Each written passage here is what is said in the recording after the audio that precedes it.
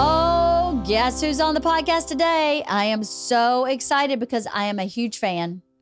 I have been watching her clips on Instagram and I've been watching some stuff on Netflix. And when Jennifer told me that she could get her on my podcast, I was so excited. It's Leanne Morgan. If you don't know who she is a stand-up comedian who's from Tennessee. She has a nice, healthy Southern accent. She is a mom. She is a grandma. And she is so funny. I had the best time talking to her. We have a lot of similarities in our background. Both came from like farmers. Both married guys that grew up in country clubs. And both have kids. We both have 2 daughters. She also has a son. We talk about it's a long conversation. It's like over 2 hours. We talk about comedy. We talk about her comedy. We talk about our kids. We talk about our lives. We talk about spirituality. We talk about standing on one foot. I don't know. We talked about everything. It was a great episode. And if you haven't seen Leanne Morgan's clips, you should check them out. It's good, clean, fun, funny, relatable, easy comedy. I love it. I had been watching her for a long time before she got to be a guest. So I hope you become a fan of hers too, because I am definitely a fan of hers. Great conversation. Thanks for coming back every week. Go to birdieboyproductions.com and check out the Wife of the Party tab. You can send me an email there if you'd like to communicate with me. I read every email, but I don't get to return all of them, but I do read them. Love the suggestions I've been getting for book club books. That's awesome. Please, any suggestions for topics or books, I am happy to have them. Leanne also has a Netflix special coming out in April, and she's got a book coming out this year. How exciting. So Leanne Morgan, if you don't know who she is, you're cray-cray. Check her out. Netflix special coming out soon. She has a special now called So Yummy that's out on Amazon Prime. You can check out clips on YouTube, on Instagram. Thank you, Leanne, for having the conversation with me. And I hope you guys enjoy our conversation as much as I did. We've had a good time. We're ready to go home. Are you? We've been out here 3 weeks. Oh, it's a long time. I'm on my 4th week. Mm-hmm. And then I'll get to go, huh? Yeah. You excited? I'm excited because I've been working on a new hour. You know how it is. I do. It's Turn a lot. that mess around, in 4 weeks. I mean. In 4 weeks? Well, about 6 weeks. Wait. Yeah. I just shot my special. And now you're working on the new one. So you had 4 to 6 weeks to get a new hour ready to start going on the road again, huh? Uh-huh. It's a lot, isn't it? I've never done that before. No. Lord, no. All this just happened to me. We can talk about that. But I mean, I have not, it was probably about 2019. When what happened? Are we recording? Yeah, we're recording. Good. Oh, okay, Leanne. I know we're just like talking to best friends. Well, that's the point. My whole podcast is usually I just have my friends and we just talk about whatever because I'm just a regular person. Not that everybody's not a regular person, but. Well, and I'm not trying to blow smoke up your butt, but everybody has said to me, oh my gosh, you're going to fall in love with her. Oh, same to you with you. Yeah. It's because we have the best name ever. We do have the best name. And do you spell yours Leann or Leanne? Neither. Which way? It's Lee, capital ANN, but it's one word. So Lee is my daddy's middle name and Ann is my mama's middle name. And they were absolutely positive I was going to be Jimmy Lee Jr. And I did not show up that way. So that was their pivot. I'm junior, just junior both, I guess. I don't know. But my first name's Kelly. And I mean, as soon as I was born, both my grandmothers were like, nope, that is not a Kelly. That is a Leanne. A Leanne. And I just could never see myself as a Kelly. So. And there's not many people named Leanne. There's not. And I remember spelling mine like you have yours in middle school. I did it behind my parents' back. I put a capital A in there because I thought that was hoop-de-doo. Yeah. But mine is Leanne, all one word, little words. Well, all right. So you don't. All right. So I met Bert at his big show in South Bend, and I met one of your babies, and I fell in love with her. Yeah. She was precious. She would come and stand by me, and I'd hold on to her. Aww. And Bert was precious to me because it meant a lot for me to get even invited to go. Uh-huh. And I thought, he don't know who I am. And I was probably the oldest person there. And I say that. There was a few of us that were our age, but they're all hip people. And I walked up, and he goes, oh, my gosh, Leanne. He goes, I love so-and-so bit, so-and-so bit. Uh-huh. And that meant the world to me. Well, you're really funny. And you're really talented. And I think that you talk to people that are like overlooked. Me. Thank you, Leanne. That's what it is that I love Bert's comedy. I love all comedy. I don't have any comedy that I don't really like. Right. But nobody's talking about what you're talking about. And I think that's amazing. There's a place for everybody in every artistic field. And you just have to jump in. I don't know your trajectory or how you started. I don't know much about your backstory. I've watched Yummy and I've watched a bunch of clips. Oh, you ain't. But I knew who you were before. I don't know how you even got on our podcast, but I've been watching your clips for a long time because I just thought you're really funny. Oh, and then I don't know how Bert found you. I don't know if it was through me because I always send him people. I go, he probably didn't know about this. Pete Lee is another Pete Lee kills me. Love him. And I'm going to send Bert these clips because I bet he didn't know who Pete Lee is. And he totally did. So I think I did the same with you and he already knew who you were. Oh, so well, that makes me feel good because I want to be one of the cool kids in the cafeteria. And I feel like Bert is one of the cool kids in the cafeteria. And I say that because I've been in Knoxville, Tennessee, raising 3 little children. Uh-huh. They're grown now. Uh-huh. And I've got a grandbaby and I've got one on the way. Congrats. Thank you. That's exciting. Thank you. It's the best thing that's ever happened to us. Is it? Is these grandbabies. Oh. Just wait. I can't and I'm wait. in love with my children. Yeah. I've been in love with them, and I wish I'd had 10. But something about a grandbaby is so special and different. Yeah. So we're on fire. Okay, so I started doing comedy over 22 years ago. You did? Yes, and I don't think people realize that because what I was telling you is I kind of popped in 2019, and people were sharing my videos and stuff. I'd hired these little social media boys to put my social media out because I didn't know what to do. I was putting up pictures of my dogs. Yeah, that's what I do.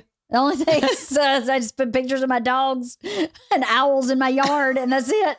I hear you. Yeah, and a couple of things went viral, and then people started watching other things I had done. I'd done the dry bar when you said so yummy, and I wasn't proud of it. I can't even stand to look at it. Why? I had a thyroid nodule that had poked out, and I had a choker on from Ann Taylor Loft, and that choker got caught up on that nodule, and it like moves through the whole special. And also, Leanne, I had not been working that much, and when my manager at the time said, "Why don't you do this dry bar thing? Nobody will ever see it." He goes, "Nobody will ever see it. It's some people in Salt Lake City doing it. It's for clean comedy." And he goes, "They want you to do it." And so I said, okay. I didn't have anything else going on. And I went out there and did it. And I had not worked in a while. I mean, and I'll explain why I haven't worked in a while. But I just didn't feel sharp. And I can't even stand to look at that thing. And it's gotten over 50 million views. What? I know. And I could just cry. And I tell people, do not watch it. I don't feel pretty in it. I feel like that nodule. Anyway, that sounds sad. I don't mean for it to. Okay. So I was raising children living in Knoxville, Tennessee, up in the foothills of the Appalachian Mountains, and married their daddy. And I was selling jewelry, like women sell Tupperware in their homes. And that's how I kind of got a shtick going. And then people started booking so far in advance to have a jewelry party with me because they thought I was funny. That the company noticed and asked me to start speaking at their big things. Okay. And that's how I got the confidence to, I want to be a comedian and I think I can do it. Fast forward, we moved to Texas and I had 3 babies that were 3, 5, and 7. And there was a comedy club for the first time around me. And so I started going, I did open mic and all that mess and things, went from there. And I consider Austin Cap City Comedy Club my home club. They believed in me. There was a woman there that ran it, Margie, who had a child the same age as my middle child. And she believed in me and lifted me up. Yeah. And would include me. But anyway, we moved back to Tennessee for my husband's job. And I've just been doing comedy and trying to raise 3 children. My husband traveled and was executive with a company. So I was the main parenting. He traveled and I tended to everything, kept everything afloat. Yep. Like you do. Yep. And, but I was able to raise my children, but I would do comedy on the weekends and I did a lot of private corporate things and a church every once in a while, just anything I could get. Yeah. Like breast cancer fundraiser, I'm your girl. Yeah. In some clubs to just try to keep my toe in it. Yeah. And then I would have television deals for sitcoms with ABC or Nick at Night, but they wouldn't make it. Yeah. But it kept me enough to keep going and gave me enough strength to keep going. And so anyway, I got these children raised, and in 2019, things went viral, and I started started selling out in places that, honey, I could not get arrested, that nobody cared about me. Yeah. And then at 54 years old, I started selling out. That's amazing. Thank you. It's amazing. Thank you. And then I got, a big tour called the Big Panty Tour. Uh-huh. And I got on with Judy and all the people that Bert has. Uh-huh. And which was thrilling to be in the same league, or not the same league. No, but it is. It is. Yeah. Angel.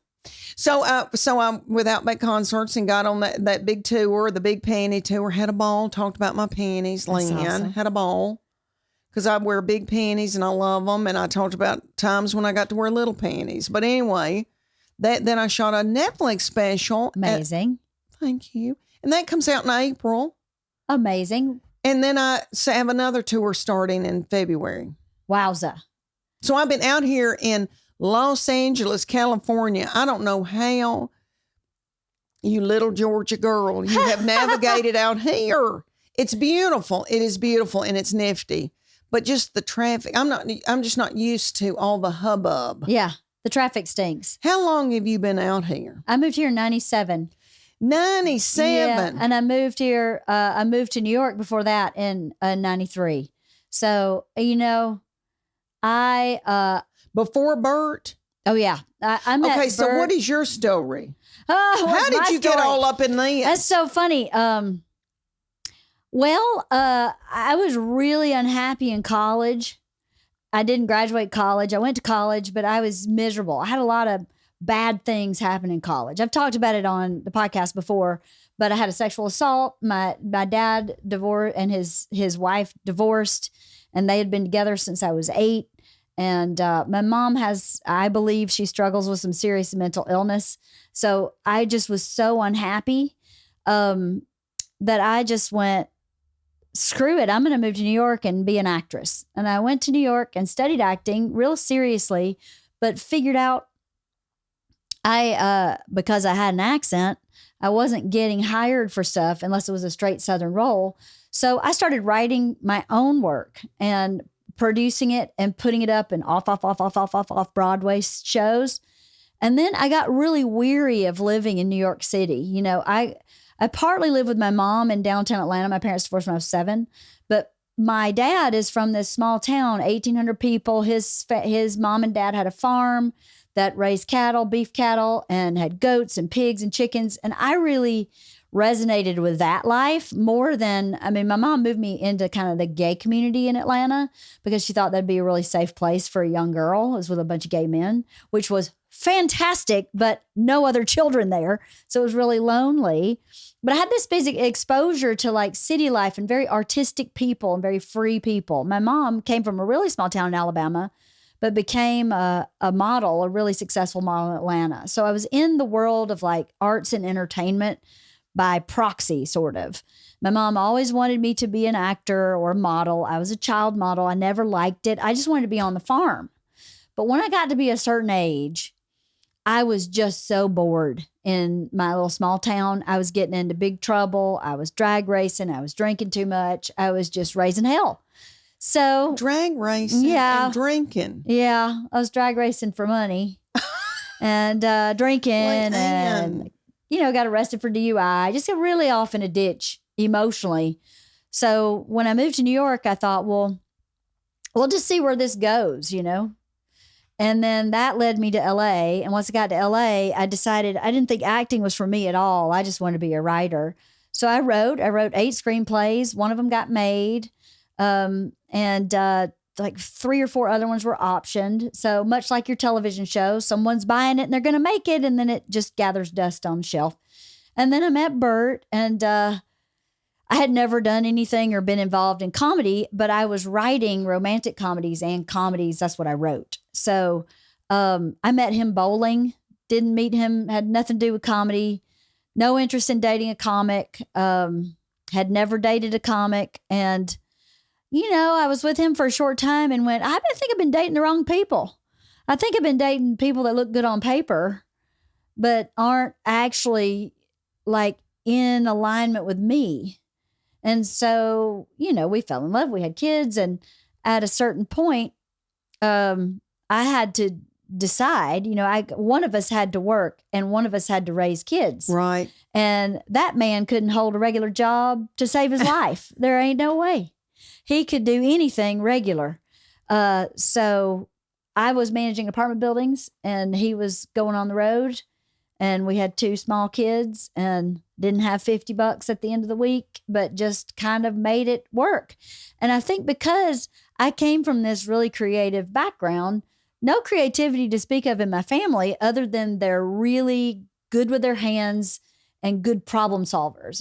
Problem solvers that's creativity. Mm-hmm. So even though a farmer who figures out how to mend a fence or fix a cow or put a weird wheel on some piece of equipment and make it work, it's the same creativity it takes to look at a script and figure out why that doesn't work. I didn't really realize that until I was much older, that even though no one was an artist or a painter or a singer, everybody in my dad's family is a very creative problem solver and really fast thinker. So I think once Bert and I got together and stayed together, I found a lot of creative outlet in being a creative support to him. Not to say, I think a lot of people hear that and say, I decided to put myself aside. I did not. I decided to change my focus, and my focus became my 2 kids. And that's what was important to me more than being a big writer or anything. And what better way to take care of your kids than to make sure your husband supports you in a way that you can take care of your kids.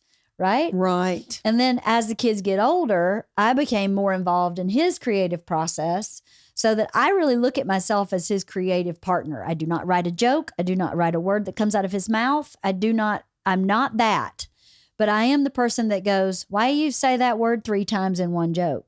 Maybe you should say that word 1 time in that joke and find 2 new words for the rest of that joke. That's the stuff I do. And that makes me feel very creative. And this podcast makes me feel very creative. And I find it so fascinating when women like you and like me start life out on one path and just allow the path to meet you. Yes. That's what my life was. I thought I was going to be a high school guidance counselor. That's what I went to school for. And then I went, I'm miserable. Well, let's do something else and not be miserable. And then, well, now I'm not, well, let's do something else and not be miserable. Oh, well, now you're going to be a mama? Well, let's do that and not be miserable. And be like, well, I should be writing. If that had been my focus as a mother, I would have been a miserable mother. And I had a miserable mother. I wasn't going to do that to my kids. No freaking way. So that's kind of my story. And I could cry. It's very sweet. Well, that's inspirational and very sweet. Well, I think what it is just honest. It's a person that's honest with themselves. I'm very honest with everybody in my life. And to look at your life honestly and say, and not say this transition from A to B is not a failure. It does not make me less than. It does not, and to say, I don't care what anybody says about this choice. This is what makes me happy. It's just the path to happiness, just being honest. Right. Freeing. Yes. It's very freeing. Yeah. And for you, to sit there and say that about your college years. And I was very lost in college. Oh, very lost. Went to school because I followed a boy. Thought I was going to marry him. I thought, I don't even know what I'm doing here, but we'll get married. I don't have any desire to finish school. I don't know. got there, we broke up. I was not prepared to go to college. I'm from a farming community. My people are farming people. Did you know that? Nope. My little mom and daddy still have their farm, and they raise dark fire tobacco, alfalfa, soy, and corn. Wow. And my people are farmers on both sides, generations back. Wow. And I was raised around all my grandparents, my aunts and uncles, all everybody, extended cousins, family. Everywhere. The street my grandparents farm on, I was related to every person on that 1.5 mile long street. There was not one person I was not related to on the whole street. There weren't that many houses, maybe 15, 20 houses in that whole 1.5 miles. Every human on that street was my relative. I went to high school. I broke up with my high school boyfriend, and my daddy went, "Thank God, you know he's your third cousin." And I was like, "Could you have told me that? I mean, come on now, Daddy." And he was like, "Well, you're related to pretty much everybody in town, so you slim pickings." Yeah. He's one of like 4 you could have chosen from that's far enough away that it's not. How many people did you graduate with? 74. Yeah. Well, I don't mean to beat you, but mine was 42. But I went to college and just flailed around and did not know, and got married to someone who was very mentally ill. Oh, no. And was married for 2.5 years, escaped that. Yeah. But when you say being honest, I mean, I'd tell anybody that. That's part of my story. Totally. That's made me who I am. Absolutely. And I've got a book coming out in 2024. You do? I do. How honey. exciting. How in the world? It's called What in the World? Thank you. Because I think every day, what in the world? This is such a blessing. The things that are happening to me at 57 years old. But anyway, I wanted to tell every horrible thing that ever happened to me, because I feel the need to tell it, because I want people to know that it's all that's okay. It's part of your story, and it makes you who you are. Totally. And then my book agent said, "Honey," and he is so darling. He goes, "Honey, you're not Joan Crawford yet." He goes, "Let's do one that is to introduce you to people, a funny essay, a funny bunch of essays, funny stories, and then that will come later." Because I really, and that's what we're doing. This one's, just for people to get to know me. But I do want to tell that story someday, because it was awful. But it was, I left him. I was only 23 years old. I called my little daddy, Jimmy Fletcher, who is from heaven, and said, "Daddy, I'm going to be, I want to go back to school, but I'm going to be 26 when I graduate." Because I thought I was at 23 divorced. I thought, oh, I'm like 100 and in the life's ditch. over. Yeah, life's over. Nobody's going to want me or what. I'm such a failure. And he said, "You're going to be 26 anyway." He goes, "We'll put you back through school." So I went back, and I got that degree through the skin of my teeth.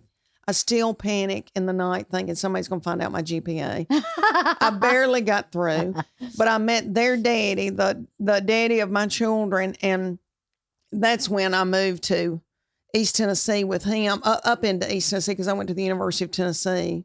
But congratulations on Georgia winning the national championship. I mean, being the best team. I know, right? I know. That game pajamas. was, I mean, it was fun for a minute. And at a certain point, I was like, oh, man, I feel so bad. But anytime SEC people get in football, we're all tickled. We all want everybody. We rule. Yes, I agree. But anywho, I was, from the time I was a baby, I'd say 10 years old, I thought, I'm going to be in show business. You did? I feel like I did. I felt like God revealed it to me. I truly do. And I thought it all my life. And my mama has always loved comedy and raised me, let me watch Saturday Night Live, and it was nasty, and she let me watch it. My dad would get mad, but it raised me on Carol Burnett, Lucille Ball, all of that. She would let me stay home from kindergarten, and I would watch Paul Lynde on Hollywood Squares and Brett, what was her name, that was on Match Game. I loved all that. Yeah, I did. And I just thought that's what I'm going to do. That's and amazing. I was raised right outside of Nashville, so I would be at Dillard's buying underwear, and Barbara Mandrell and her sisters to be there, or Porter Wagner, or I've seen Johnny Cash and June Carter Cash at the Sherwin-Williams buying paint. And every time I would see somebody like that, I thought, I'm going to be like them. That's which amazing. is crazy. But, and for years I thought, am I like these kids on American Idol that think they can sing? Is something wrong with me? And I don't have it. Because I would be in this business, this business is so up and down. And there were times I couldn't get arrested. Nobody cared. And wouldn't book me. Couldn't get an agent. Couldn't get anything. And then, then I'd get, but it would always be something to keep me going. Like I'd get a television deal out of Hollywood. It'd be crazy. It wouldn't make it, but it gave me enough strength to keep going. Right. But I was just about to quit. I knew I was having a grandbaby. My boy got married right out of college. He went to Barry in Rome, Georgia. Yeah, I know Barry, yeah. He married a girl from Marietta who we're in love with. That's awesome. I know, we love her. She's so smart and sweet, good mama. And I knew they were going to have a grandbaby. And I thought, and being from farming people, when you're having a grandbaby, I mean, where I'm from, you start wearing house dresses and cooking pinto beans, honey. Somebody's going to tend to those kids. That's the truth. And I thought, well, I'll just tend to the grandbaby, and this isn't going well anyway. What difference does it make? And then things started happening, and it was like somebody set a fire. And let me tell you about Bert Kreischer. Okay, so I had sold out just one night in Stand Up Live Phoenix, and Casey, the guy that managed, took me back to the hotel room after the show, and he said, "You know who you make me think of? Bert Kreischer." And I go, "Why?" And he goes, "Because, Leanne, for years he came and everybody loved him, and he would kill. But there were he couldn't sell tickets. There were times, he was building, and then all of a sudden he said he is in. I remember him telling me he's in huge theaters. This was for arenas." And because this would have been in 2019, and he said, "You make me think of Bert Kreischer." Just a good, sweet person. Everybody says, how darling he is. He is. He's a good person. And you are this, and you work like a dog, and it's been years, and then now look what's happening. And that really was a compliment to me when he said that. That's nice. Thank you for sharing that. The thing is, Bert and I talk about this all the time. His overnight success was 20 years. Took 20 years. He had the same exact experience you're talking about. TV show doesn't go. TV show that goes for 4 episodes and is canceled. He's on the Travel Channel. He's over here. He's doing theaters, and he's doing clubs, and he's doing theaters. And it's a really slow, hard build. I think comedy, I was just talking to someone yesterday, podcasting about this. Comedy is such an animal that doesn't exist anywhere else in entertainment in any capacity. And it's really thankless. You don't get paid or recognized for this work that is so intensely hard. It's harder than an actor. It's harder than someone that's doing films. It's the hardest job because you are writing, directing, editing, producing, and performing. And sometimes you're a travel agent, and sometimes you're a chef. And you just have to do everything. Your wardrobe, your makeup, your hair. You're a one-man band. And then you make $5. And it's crazy. If you don't have somebody at home keeping you going, not just financially. I don't see how these people do it that don't have another income source. I really don't. I don't know either. I supported Bert, and Bert's parents paid for all his flights for a couple years so that he could get to and from when he was opening, because my little apartment manager job couldn't have possibly paid for all his travel. So they invested in his career too. And I all the time think, how do people do it? There's no union. You have no health insurance. You have no disability through your work. It's just a thankless job. Well, I think it beats people down. I think it beats people down. And I was so fortunate that I had a husband who worked like a Trojan and still does, and has always provided for me and my children. And I feel guilty in a lot of ways because I've got good friends that they would drive 300 miles and make $50 sleep in the car. And so I got to skip all that. Yeah. I could pick and choose what I could do, but I had 3 little babies at home. But I had his income. I didn't have to worry about. I didn't have to make a living. Yeah. And whatever money I made, I really look back on it, and I didn't invest it back in myself. I would buy their uniforms. I get the haircuts. My money was to help out, supplement his income. And then I didn't really invest in myself like the social media people, because that's expensive. Yeah. Until I was 53, 54 years old. Right. But that's all. And, that was God's plan, and that's fine. But you're right. And it's a beat down. Yeah. And I think people love comedy and they want us. But at the same time, we're kind of like these people off the side that they really don't take seriously, like in Hollywood and all that. Yes, it's really fascinating being with Bert through the process of going, making his movie, where this guy who's selling this many tickets, who this many people know on Instagram, who has this huge reach to live audiences, does not compute in that world. And to me, I go, how can you not just look? It's just math. I mean, it's not mystics. It's not some mythic kind of crazy. It's math. If 2 million people are on his Instagram, 2 million people could possibly go see his movie. Right. Now, okay, let's say it's half that. That's not bad. That's not bad. So why doesn't that translate? It's taken a while in my experience of him moving through the, quote, Hollywood piece of Hollywood to understand the value of a comic and what they bring to the table for visibility, especially comics that have a social media presence or are selling great tickets and they just don't get it. I mean, I've overheard, I don't want to say it's gossip because it's actual true stuff, but stuff I wasn't supposed to be privy to. Other people that are comics not getting deals where you go, wow, they really just don't know. They don't understand how many people watch them weekly on their podcast. So I don't understand why it doesn't translate. It's almost like they're like the redheaded stepchild of Hollywood.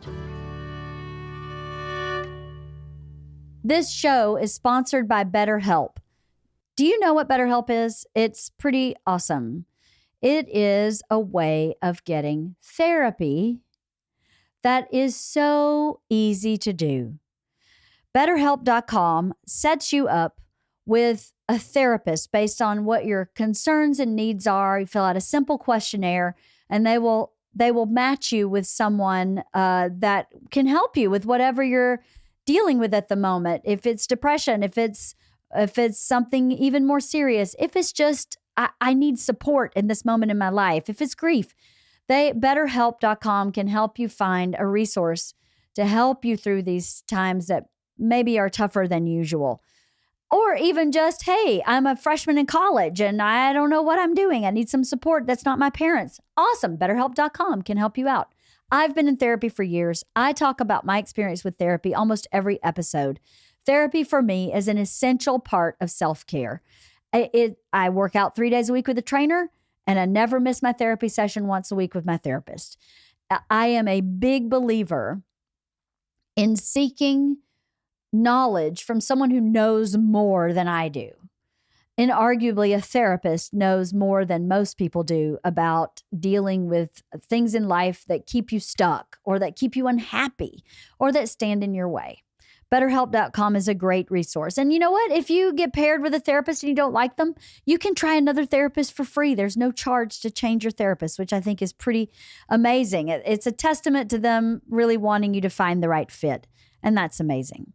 If you want to live a more empowered life, therapy can get you there. Visit BetterHelp.com/wife today to get 10% off your first month. That's BetterHelp, HELP.com/wife to get 10% off your first month. This podcast is also sponsored to you today by Thrive Market. I don't know about you, but I, since the pandemic, am very into online shopping for groceries. But it can be really expensive. Thrive Market is a great place to go to try and save money on really higher end and organic, healthy products, gluten-free snacks, non-toxic cleaning essentials. They just have anything you need in the vein of taking care of yourself or taking care of the environment where groceries and cleaning supplies are concerned. I love to buy Olipop there. I'm a big fan of Olipop. It's a prebiotic soda. My tummy trouble and my long COVID led me to seek out for a little healthier ways of eating. And Olipop is one thing that I definitely get on Thrive Market. and I love. They sell Annie's Organic. They have EVOL. Is that Evol? I don't know how to say it. It's love backwards, but I love that company and all of their food they make there. 7th Generation. I buy all my 7th Generation cleaning products there. It's a safe for the environment cleaning product company. Thrive Market has so many cleaning product options for you to choose from. 7th Generation happens to be the one that I buy, but they have tons to choose from. So not only does Thrive Market help you save money on your overall order, they also have deals that come up daily. Sometimes you get cash back on certain brands, and they have a price match guarantee. So if you find a price better somewhere else, they'll match it for you, which is kind of awesome. You kind of can't ask for more than that. Join Thrive Market today and get 30% off your first order plus a free $60 gift. Go to thrivemarket.com/wife for 30% off your first order plus a free $60 gift. I mean, $60 goes a long way on thrivemarket.com. That's Thrive, THRIVE, market.com/wife. Thrivemarket.com/wife for your grocery needs. Check them out. When I was coming up, to me, I saw Roseanne on Johnny Carson, and it blew me. She blew me away. Yeah. That first time she was on there, and knew exactly who she was and her point of view. And then she became Roseanne. And then Ray Romano and, Bill Cosby. But all the people that I grew up thinking, that's what I want to be. Mm-hmm. And Jerry Seinfeld, that all was a wonderful time for comedians. Mm-hmm. Tim Allen. Mm-hmm. But, it's not that way now. It's not, no. And Gabriel Iglesias had a sitcom. Gabriel Iglesias, who sells Dodger Stadium out, 3 times? I don't even know how many. And it's known all over the world, global, and it didn't make it. Yeah. They had, I guess it got canceled on network television, and then they moved it maybe to streaming. But, I thought, that was my dream. And now I think, am I too tired to do that? Would I have to be on IV? I'm in menopause, my hair's falling out. I have no eyelashes. I don't know if I could be a television star. Well, they can give you new eyelashes. Yeah. They would have to. But I really think I kind of look at these guys like Jeff Foxworthy and Larry the Cable Guy. I was managed by the same people at one time, and I do shows with Jeff, and he's precious. Yeah. And I think they just had to live on the outside. He's had television shows and stuff, but they live in Atlanta. They do their own thing. They're building hospitals for children. Yeah. Yeah. And it may be that my route is outside of all of this, I don't know. I do know this. You're like you say, nobody's speaking to my demographic. I think Hollywood ignores us. 100%.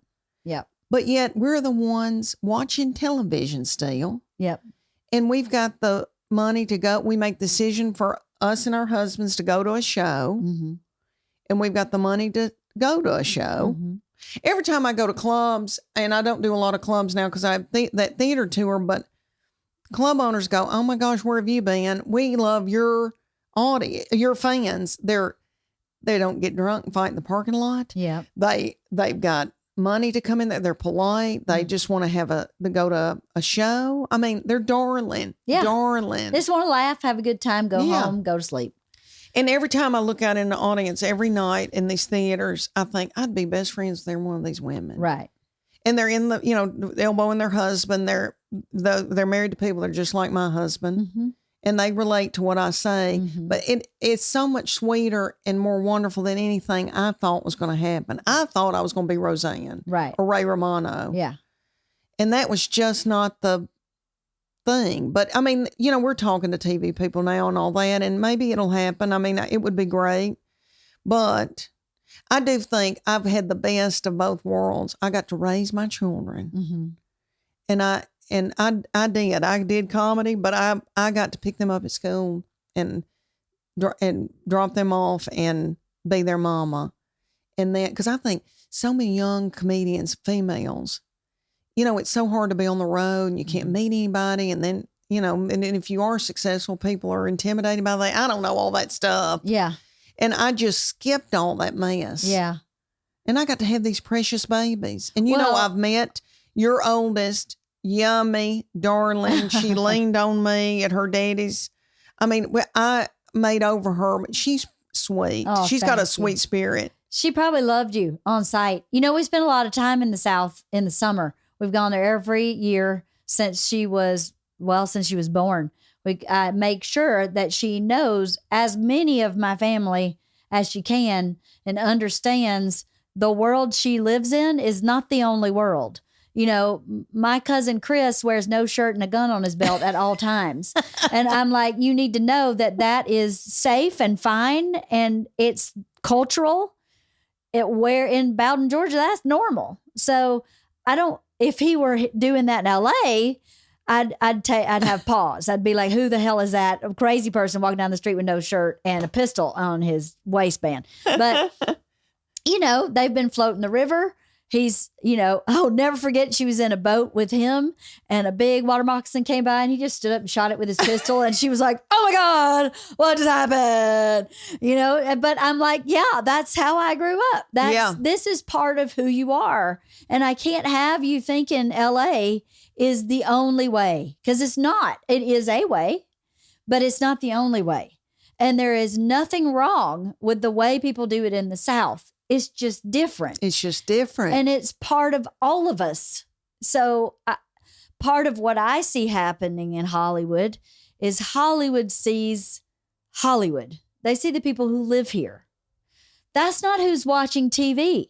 In the 46 or 7 other states that aren't on the coast and have these big cities, Chicago, New York, Detroit, you know, the people where I live don't watch what people out here, people where I live don't watch what people at home watch. Mm-hmm. And I think Hollywood executives have completely stopped programming for middle America and the South and all these, you know, people who come from farm people that is still here. I mean, they're still there. Yeah. So it's really I wonder if they're realizing it now. I wonder if they're thinking there's a whole big world out there.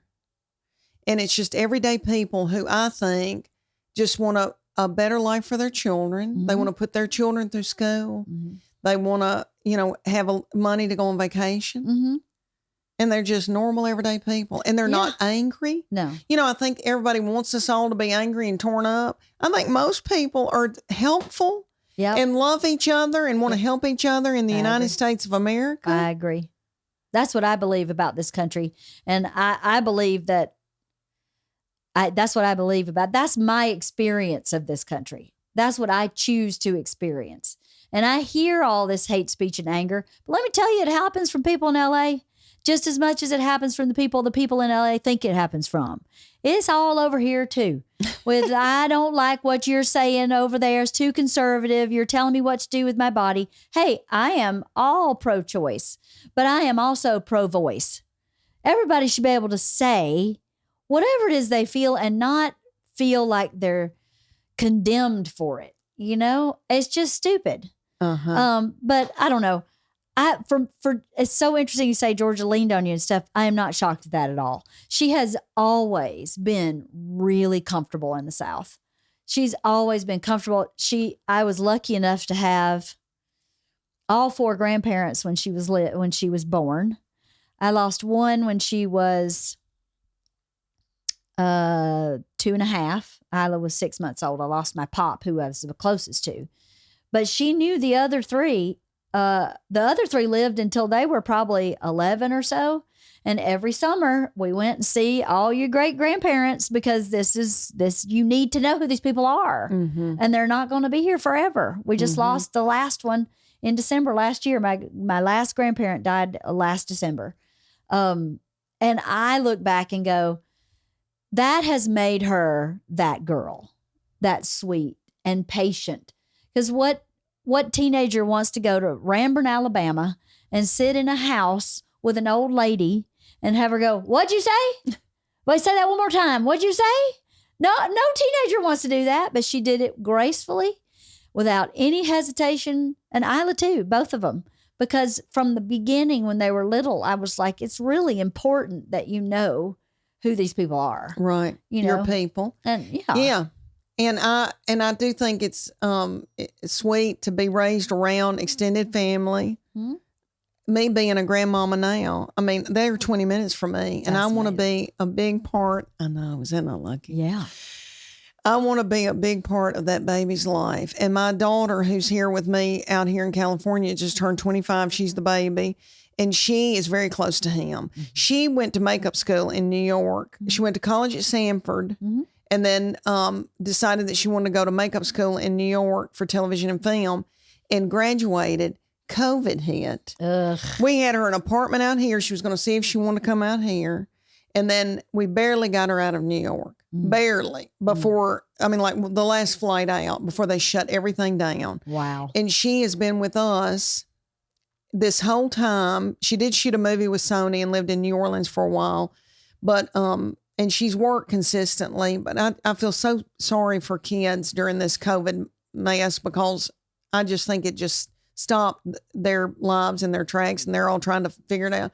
But the blessing and all that was my little mom and daddy are living, and my mom had a stroke before COVID, and she's really doing well, but she needs a lot of help. So my baby Tess goes and helps them when I need them to, when I'm on tour. She helps with the grandbaby, and that baby loves her more than he does any of us. Aww. And she worships him. She's been so sad without him.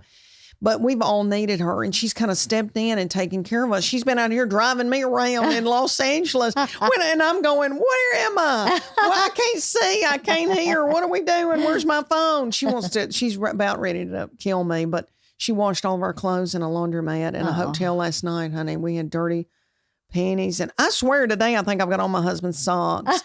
He came out when I was at Brea doing the improv, working on new material, and he came out for her birthday. She turned 25 out here. But anyway, that I do. It's important to be around your people and your extended family. And I'm so glad you're a precious voice for the South out here.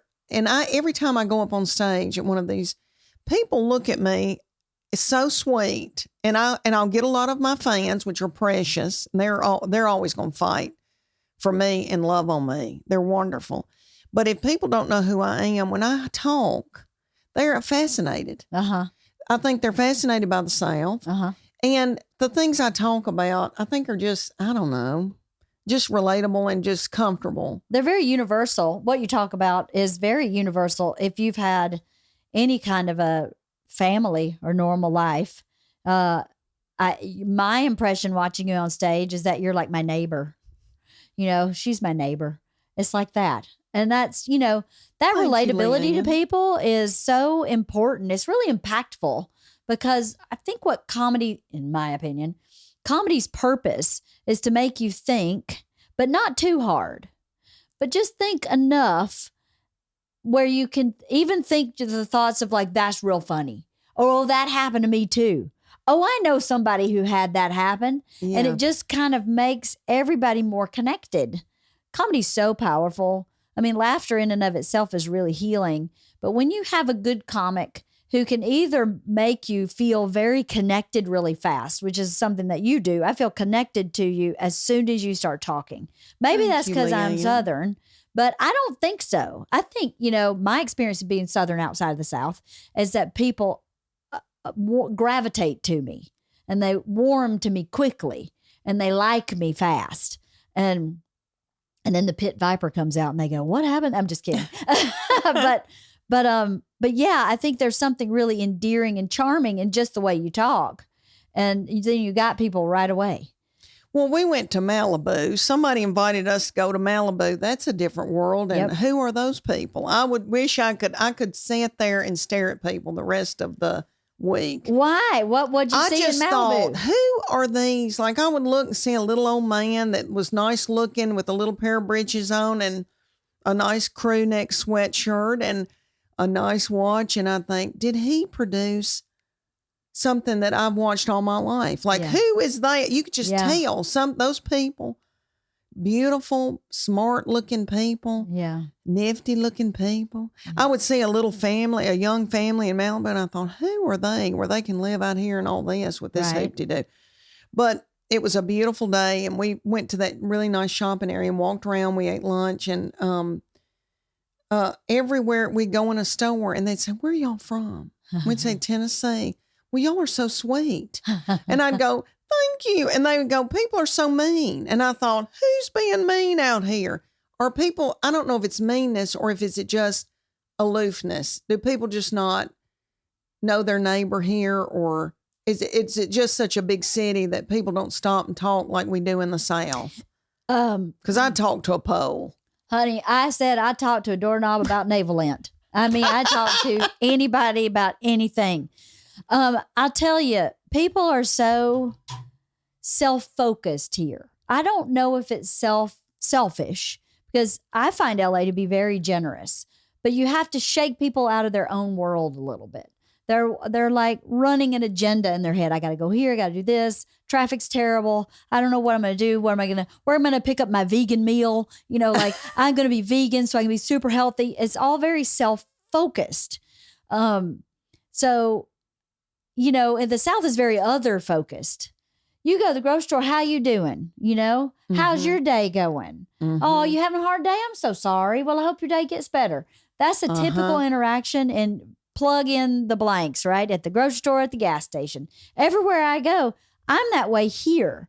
And that's just who I am, because it's how I was raised and it's who I want to be. I don't want to be self-focused. I want to be other focused, because for me, that's more fulfilling. That makes my day happier to ask, how's your day? You know, and it's just not the mentality here. But I don't think if you come from somewhere that's very other focused into a place that's very self-focused, it looks rude. It does. And even I think if you're a self-focused person and now you've bumped up against a self-focused person, there's no care there. You know, it's just like, well, I'm having a bad day and you didn't notice. Well, why am I supposed to notice? It's like that kind of mentality there. You're always about taking care of yourself. And that's just not how the South is, or my experience of the South is not that. I don't think it's mine either. Mine was all about community, your neighbor, about helping people. Take a dish. Yes. So-and-so passed away, so-and-so sick. Yep. Like my little mama in their town of 500 people, their church, she hasn't been able to go to church in forever. But that little tiny Methodist church, they put signs in her yard. Happy birthday, Miss Lucille. They come by and see her. They bring food. Young girls in that church that are, when I say young girls, my mom's going to be 80 this year. 40-year-old women that have got teenage girls and sons, you know, playing ball and doing, and then working at State Farm. Yeah. Full time, and make a meal for my little mom and daddy and take it by. Got a lot on them, but stop and take care of my little mom and daddy. I mean, precious. Yeah. But that's just how it's always been. Yeah. And Lord, back then, I remember people got married in my little Methodist church with a mint, a bowl of mints and a bowl of nuts. It cost $50 to get the preacher to come. Right. You know, I mean, is that how they did weddings when you were growing up? Totally. Nobody had a big hoopla and a band. No, yeah. No. I'm sure my children one will want to, she could get married out in the yard by herself. And the baby in there that you've met is very bougie.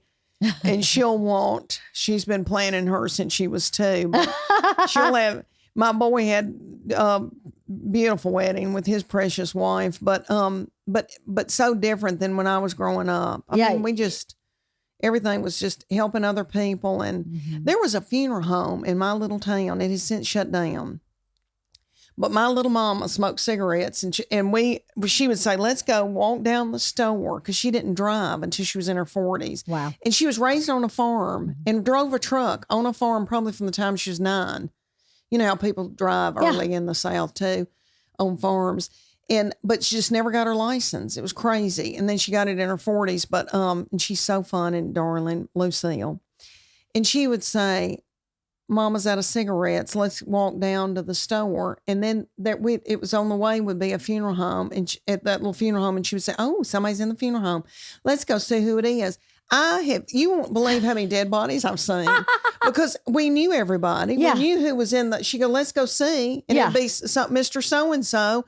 And we'd go stand and talk. And and visit, and I'd look at his body, and I mean, that does not bother me one bit. Yeah. Death is not a scary thing to me. I'm not scared of it either. I wonder, did you grow up religious, Methodist? Yes. Yeah. Now, yes, it was a sweet, precious little church that was, I was telling somebody the other day, Lord, I didn't know the Bible. We didn't really go over the Bible, but it was sweet. It was like a lot of forgiveness and helping and taking care of each other. And it was very community, like you talk about.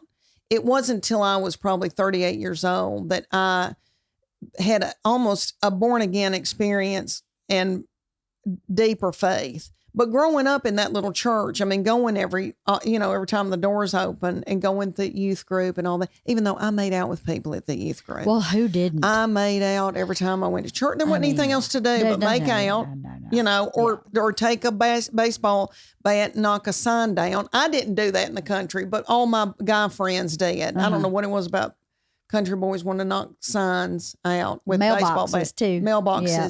Mm-hmm. But, Lord, though, I look back, I mean, there were so many things that, traumatic things that happened in my childhood and things that when I got to college and I talked about being lost, and I walked away from my faith. I remember thinking organized religion is stupid and I don't want any part of that and all that kind of stuff. And I blamed a lot of people for things that had happened. I blamed God for things that had happened to me. Mm-hmm.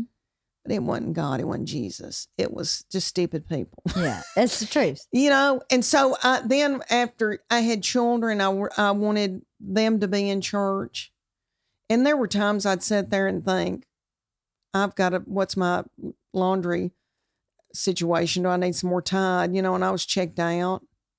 But God was always pulling at me and never left me through this horror. Never left me, honey. Me with a bunch of nut job men and ding dong things I did and bad decisions and all that. I think of this comedy career. I look back on 4 sitcoms didn't make it.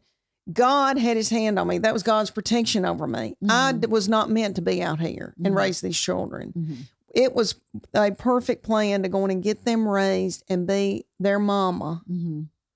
And then this happens to me when they're grown and they don't need me, Leanne. Right. How could it have been more perfect? It's divine. It is divine. It's divine. God had his hand on me, is all it is to it. Yep.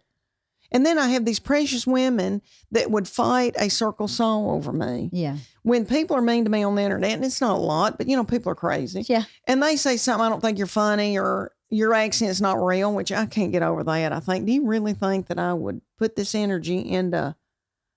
Why would I fake this? But anyway, they just haven't been to Tennessee, rural Middle Tennessee, because they don't think this is real. But it is. It is. It's 100% real.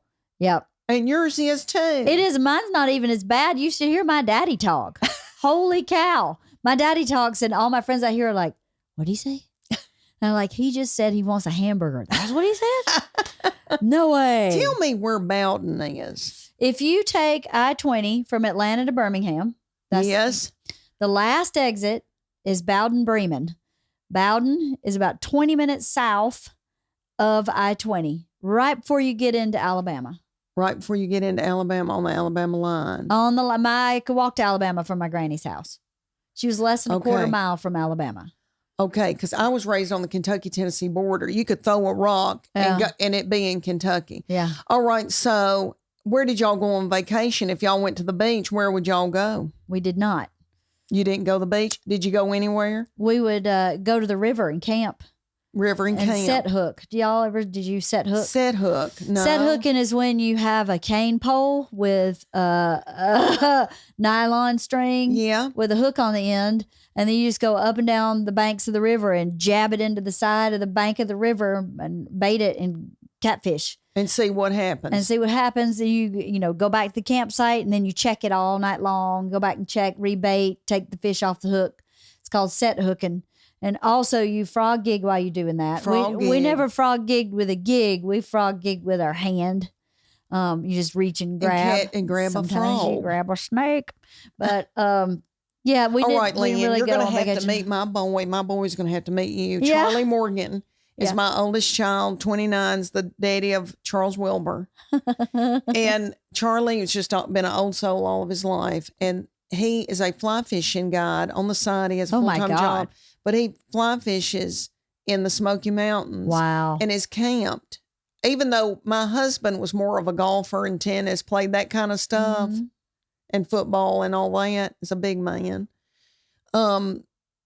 This child was born and is more like my granddaddy who farmed.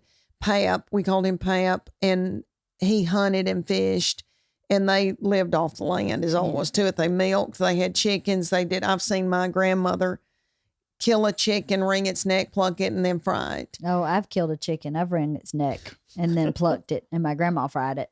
It sucks. It's the worst thing I've ever done in my life. It's awful. But my grandparents were the same. They lived off everything. Yeah. They grew it. And this boy is just like my Pap, and just even keeled, doesn't, is very happy-go-lucky, precious, a sweet daddy, a sweet husband.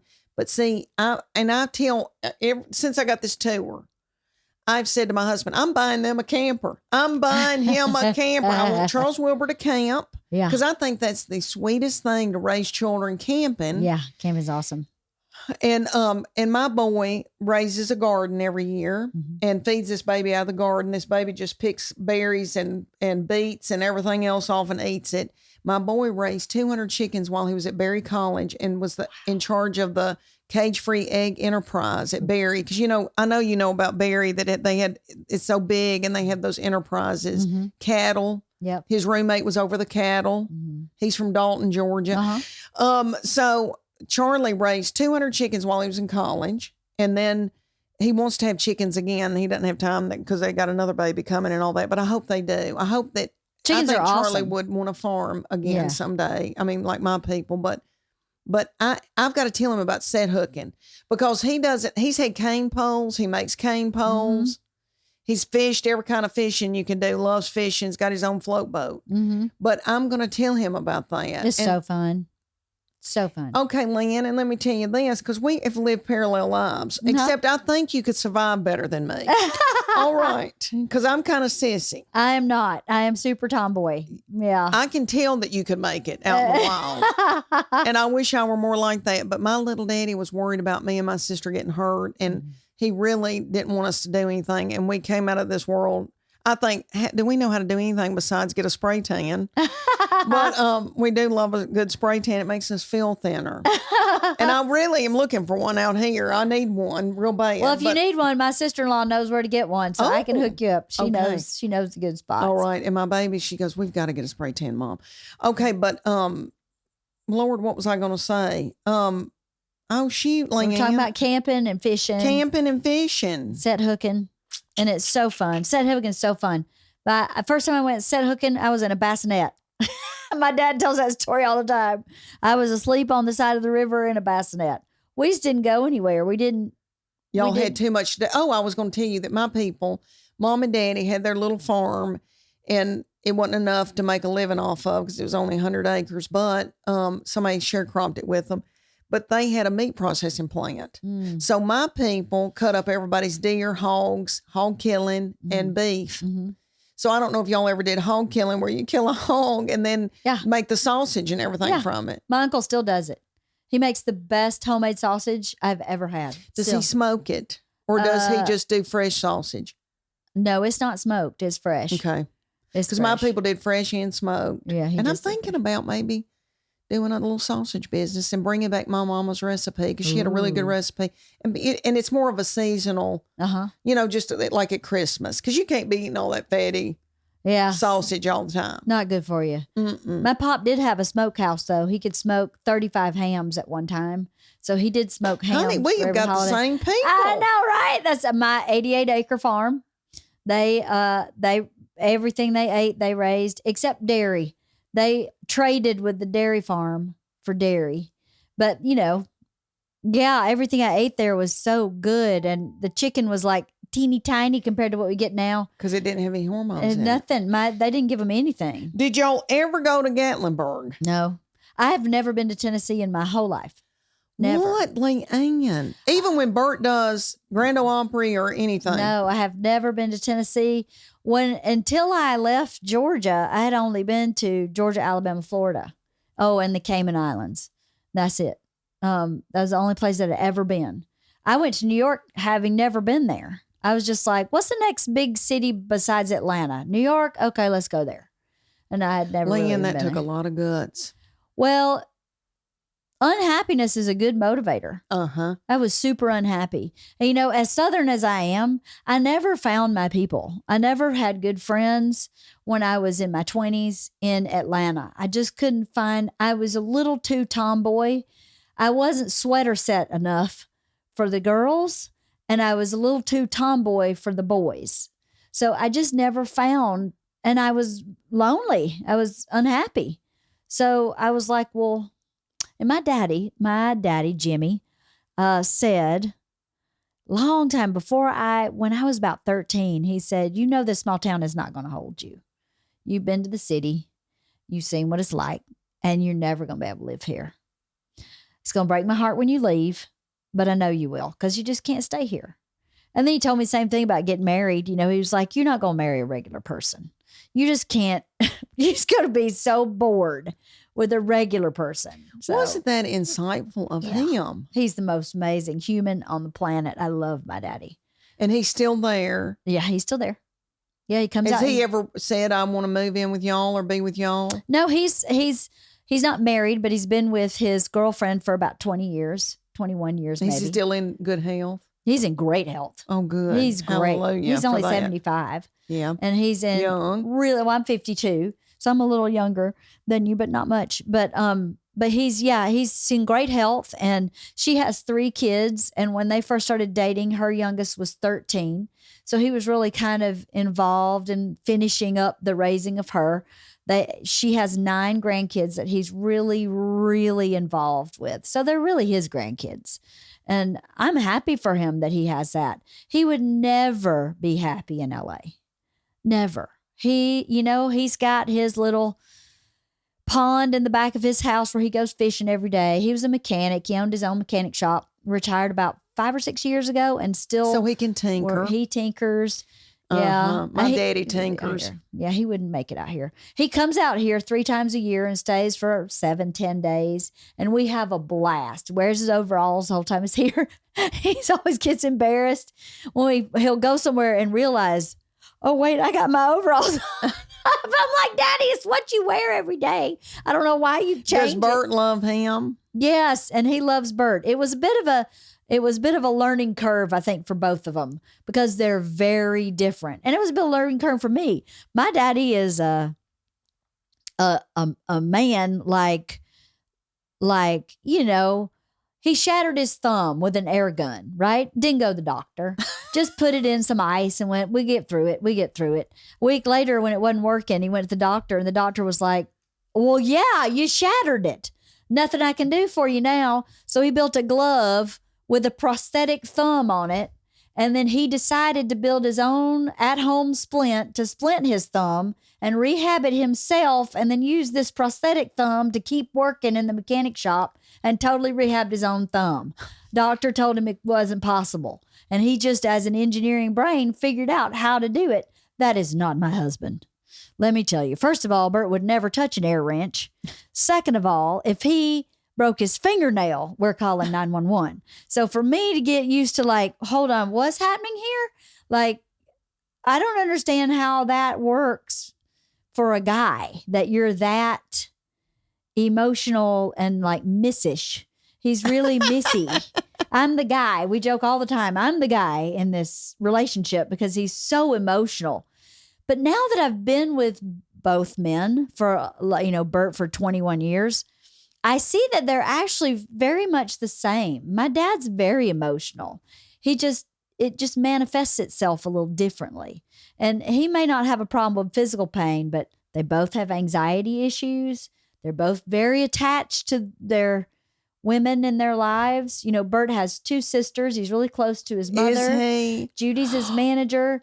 Our staff is Peter, Stacy, Jen, Rachel, Amanda. I mean, they're all women. And my dad's very much that way. He's super close to his sisters, really close to women in a friendship way. Not even like, my dad's not a player or anything like that. And neither is Bert. They're just that way. So after many years, I figured out they're actually pretty similar. But I think that they figured that out about each other also. Like in the beginning, it was like, we don't have anything a frog and a deer. You both live in the woods. That's all I can come up with.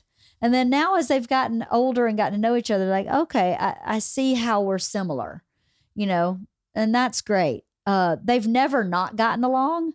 They've just been confused about each other for a while. I think my dad always knew I would not marry a regular guy, but I think he thought I would marry something recognizable to him. Bert was not recognizable to him for a while. And I think after a while, he was like, oh, yeah, we both like to camp. We both like to drink beer. We both like to not wear a shirt. We're both emotional. We both have anxiety. You may not know how to use a power tool, but I can do that. Don't put me on stage or ask me to be in front of anybody ever. Right. So it's an interesting journey through marriage, isn't it? It is. You could have been a therapist, Leanne.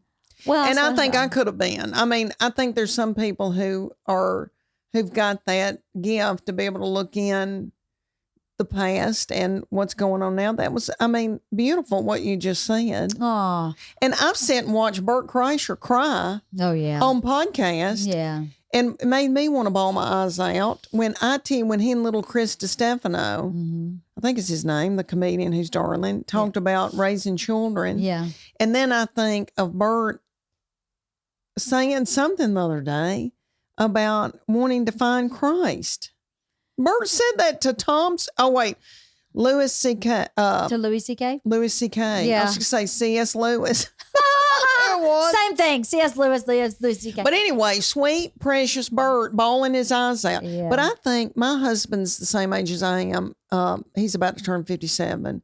And he's a man's man. He can kick a door in and he can fix stuff. He's got an engineering, even though he played golf and tennis growing up, because they were members of a country club, because they were in a town with some hospitals. And so I never knew anything like that. But my husband grew up doing all that and he stays very active now. But I think, testosterone dips, Leanne. Yes, it does. And I used to have a podcast about, it was called Sweaty and Pissed, Menopause and More. And it was about with my nurse practitioner who was very brilliant about hormones. And she said that men at 50 have half of what testosterone that they had at 25. Really? And she said men get very emotional. And my husband, for years, he's just making a living and doing and trying to, climb up the corporate ladder and get through and do, and kind of unemotional, I thought, at times. And now he says, does anybody care what happens to me? And I know that I'm traveling and my baby child's kept him alive. She cooks for him and does. We're never going to let her have her own life and move out. She wants to move to Nashville so badly and is planning on it. And we're like, oh no, you can't leave us. But he's very emotional now and needs more from us. And validation and think, well, what about me and all that? And we all make over him and try to, keep him up and do. But I think men go through that. I think their testosterone drops. Yeah. And I think that, because my girls will be like, Dad's almost like, he started his period. And I'm like, I know. That's what he sounds like. And I'm in menopause. I went through a very needy time with my hormones all out of whack. Yeah. Perimenopause was an absolute nightmare. Oh, don't even get me started. It sucks so bad. So bad. It's so bad. And nobody prepares you for it. No. They don't prepare you for anything female. Nobody prepared me for half the stuff that happened to my body when I had a baby. And I'd be like, postpartum. What? Half of my business has turned totally inside out. Like every part of me is inside out, not literally, but figuratively. Nobody tells you. Nobody tells you. And a young mom told me that yesterday. It's funny you say that. She had a baby, a big old baby girl with a big old set of shoulders and a big head, over 9 pounds. Oh. And she was talking about how, it was rough. Yeah. And to be able to get over that. Yeah. Tearing and the doing and the sitz bath and nobody tells you you're not going to poop for a week and you want somebody to kill you. I mean, nobody tells you all that stuff. Every time I see a young girl going in the hospital, I told my daughter-in-law, take a stool softener right now. Yeah, right. Your first labor pain, just go on and get it. They just don't realize what a horror. And then perimenopause, now there's all these companies coming out with menopausal, like creams and inserts and things to help with all the symptoms of menopause. And I'm so thankful because women need help, and we're younger now. Mm-hmm.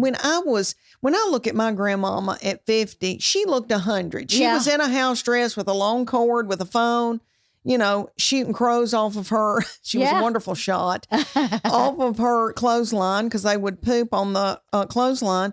She looked like an old little woman. She'd had 5 babies and ran that farm and did all that. Well, now at 57, I do feel like, my life's not over. I'm still young, vibrant, and want to feel good.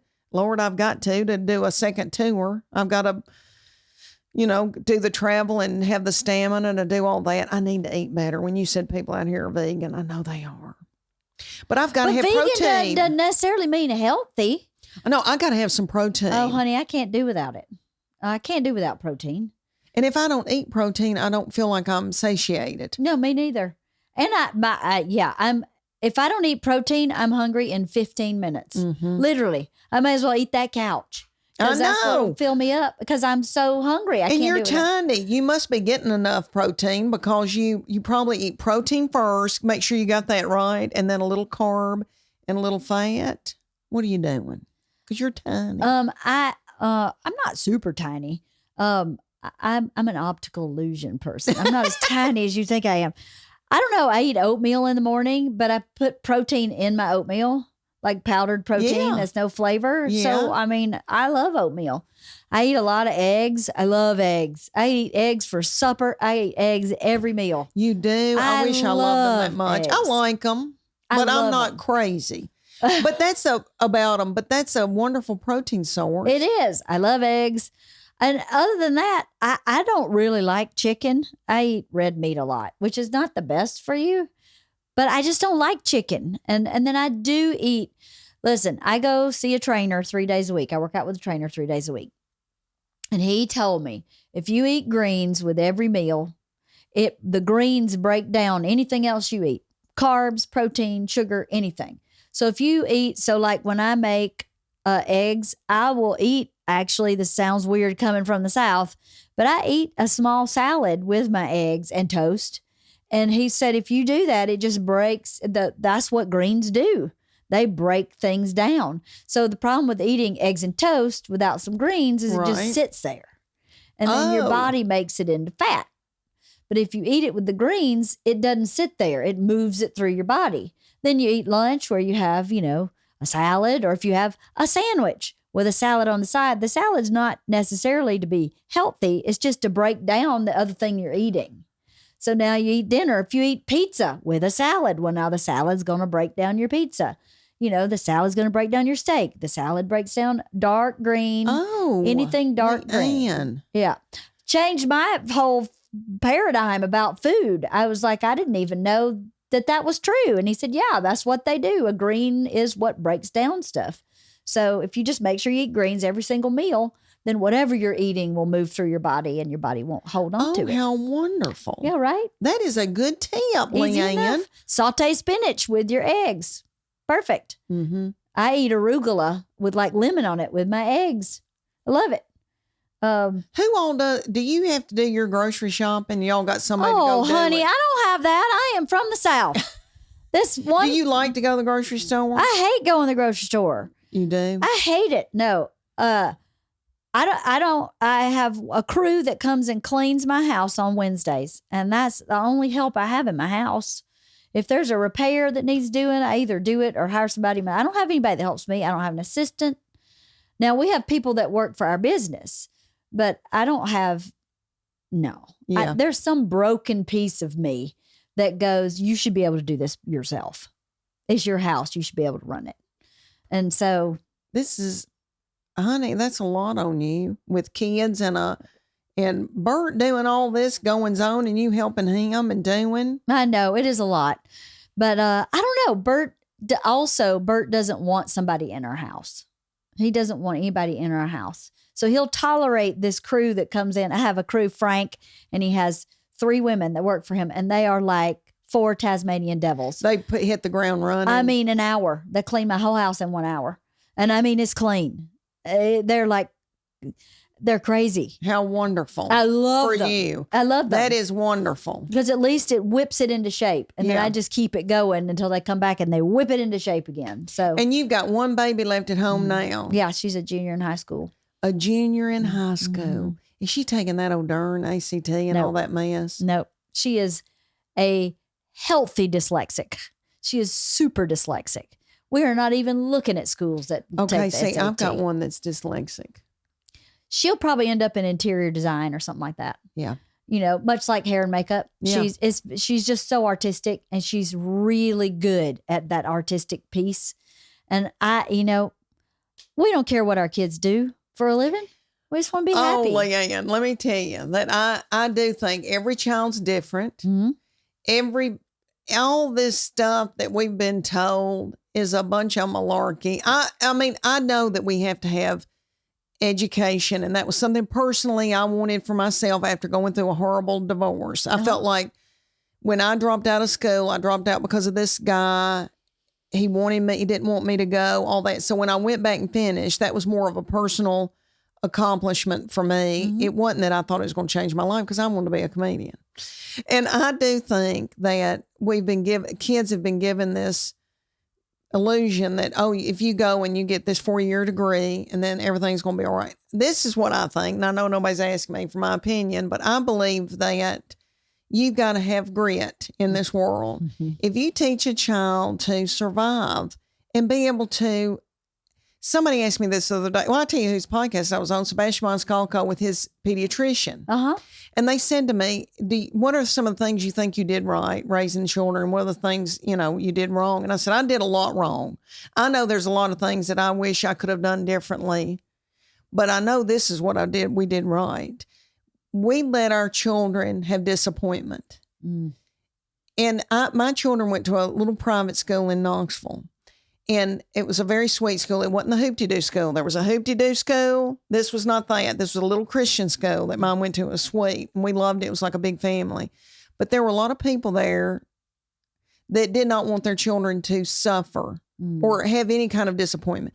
So we had parents say you didn't make cheerleading in 6th grade, which is a bummer. Yeah. But it's not the end of the world. Nope.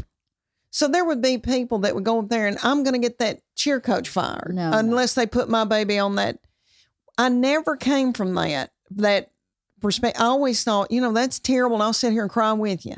Mm-hmm. And I'm so sorry you're disappointed, but let's work harder. If you want to try it again next year, let's do what we got to do for you to make it next year or whatever. I feel like you have to go through suffering, and maybe it builds character. And maybe that's from things that happened to me in childhood that were horrible.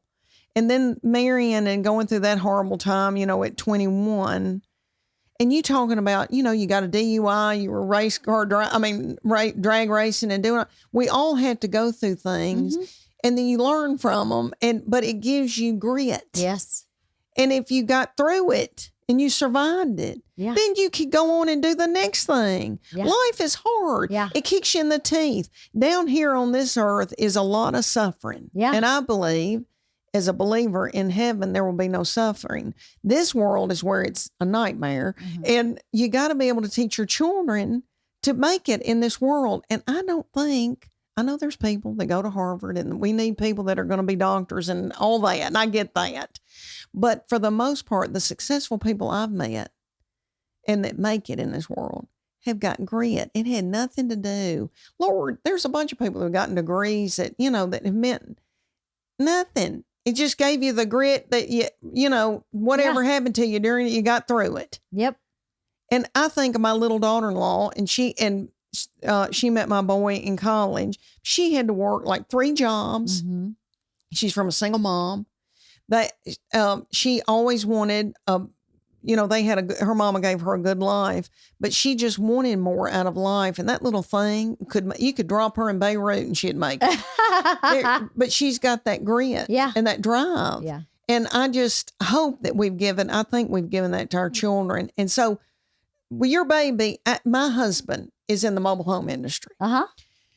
And he has hired and fired and done a million people. And he said, when my baby said she wanted to go to makeup school, he said, I love trade schools. Mm-hmm. And he said, and I think none of that, it does not matter to me that she does not want to go to finish college. He goes, when I hire people, I look at people and go, can you do this job? Can you fit in this culture? Yeah.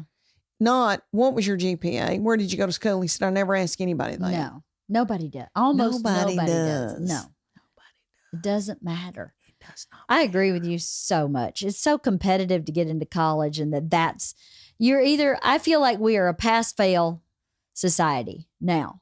You either go to the best college ever or you're a failure. Right. And that's so incorrect. My husband took 7 years to graduate college. I did not graduate college. We're doing better than most. Our best friend out here, the wife is Chinese. She was a refugee from Vietnam. She had to bust her ass to get through college. Didn't get to go to the college she wanted to. Had to go to the college that offered her scholarship, and is amazing. Her husband never graduated college. I think went to one semester of community college and then dropped out and is one of the biggest producers in Hollywood. Come on. I know, honey. And I can go on and on and on and list more and more and more people. And that level of success doesn't matter if they're not happy. But these 4 people, me and Bert and our 2 best friends, are really happy and fulfilled in what we do. So my high school boyfriend went to vocational school. Well, our high school had a bus that would come and pick people up right after homeroom and take them to the county vocational school. Yeah. And they'd take whatever vocation. Welding or whatever. Plumbing, electrician. Yes. Whatever, electrician. And then they'd come back and they'd have lunch and then they'd have English and math and go home, or science or whatever. And my high school boyfriend graduated having already had 2 years of vocational school and just had to do 1 year as an apprentice as an electrician. And I'm 52, so he's 53. I think he retired last year and has raised a family with his wife. And I watch them on Facebook and go, they are so flippin' happy. Isn't that the goal? Yes. That's the goal. Yes. That's the goal. He took great care of his kids, paid for their college. I'm thinking he did. I don't know personally, but it looks like they probably paid for their kids through college. Isn't that the goal?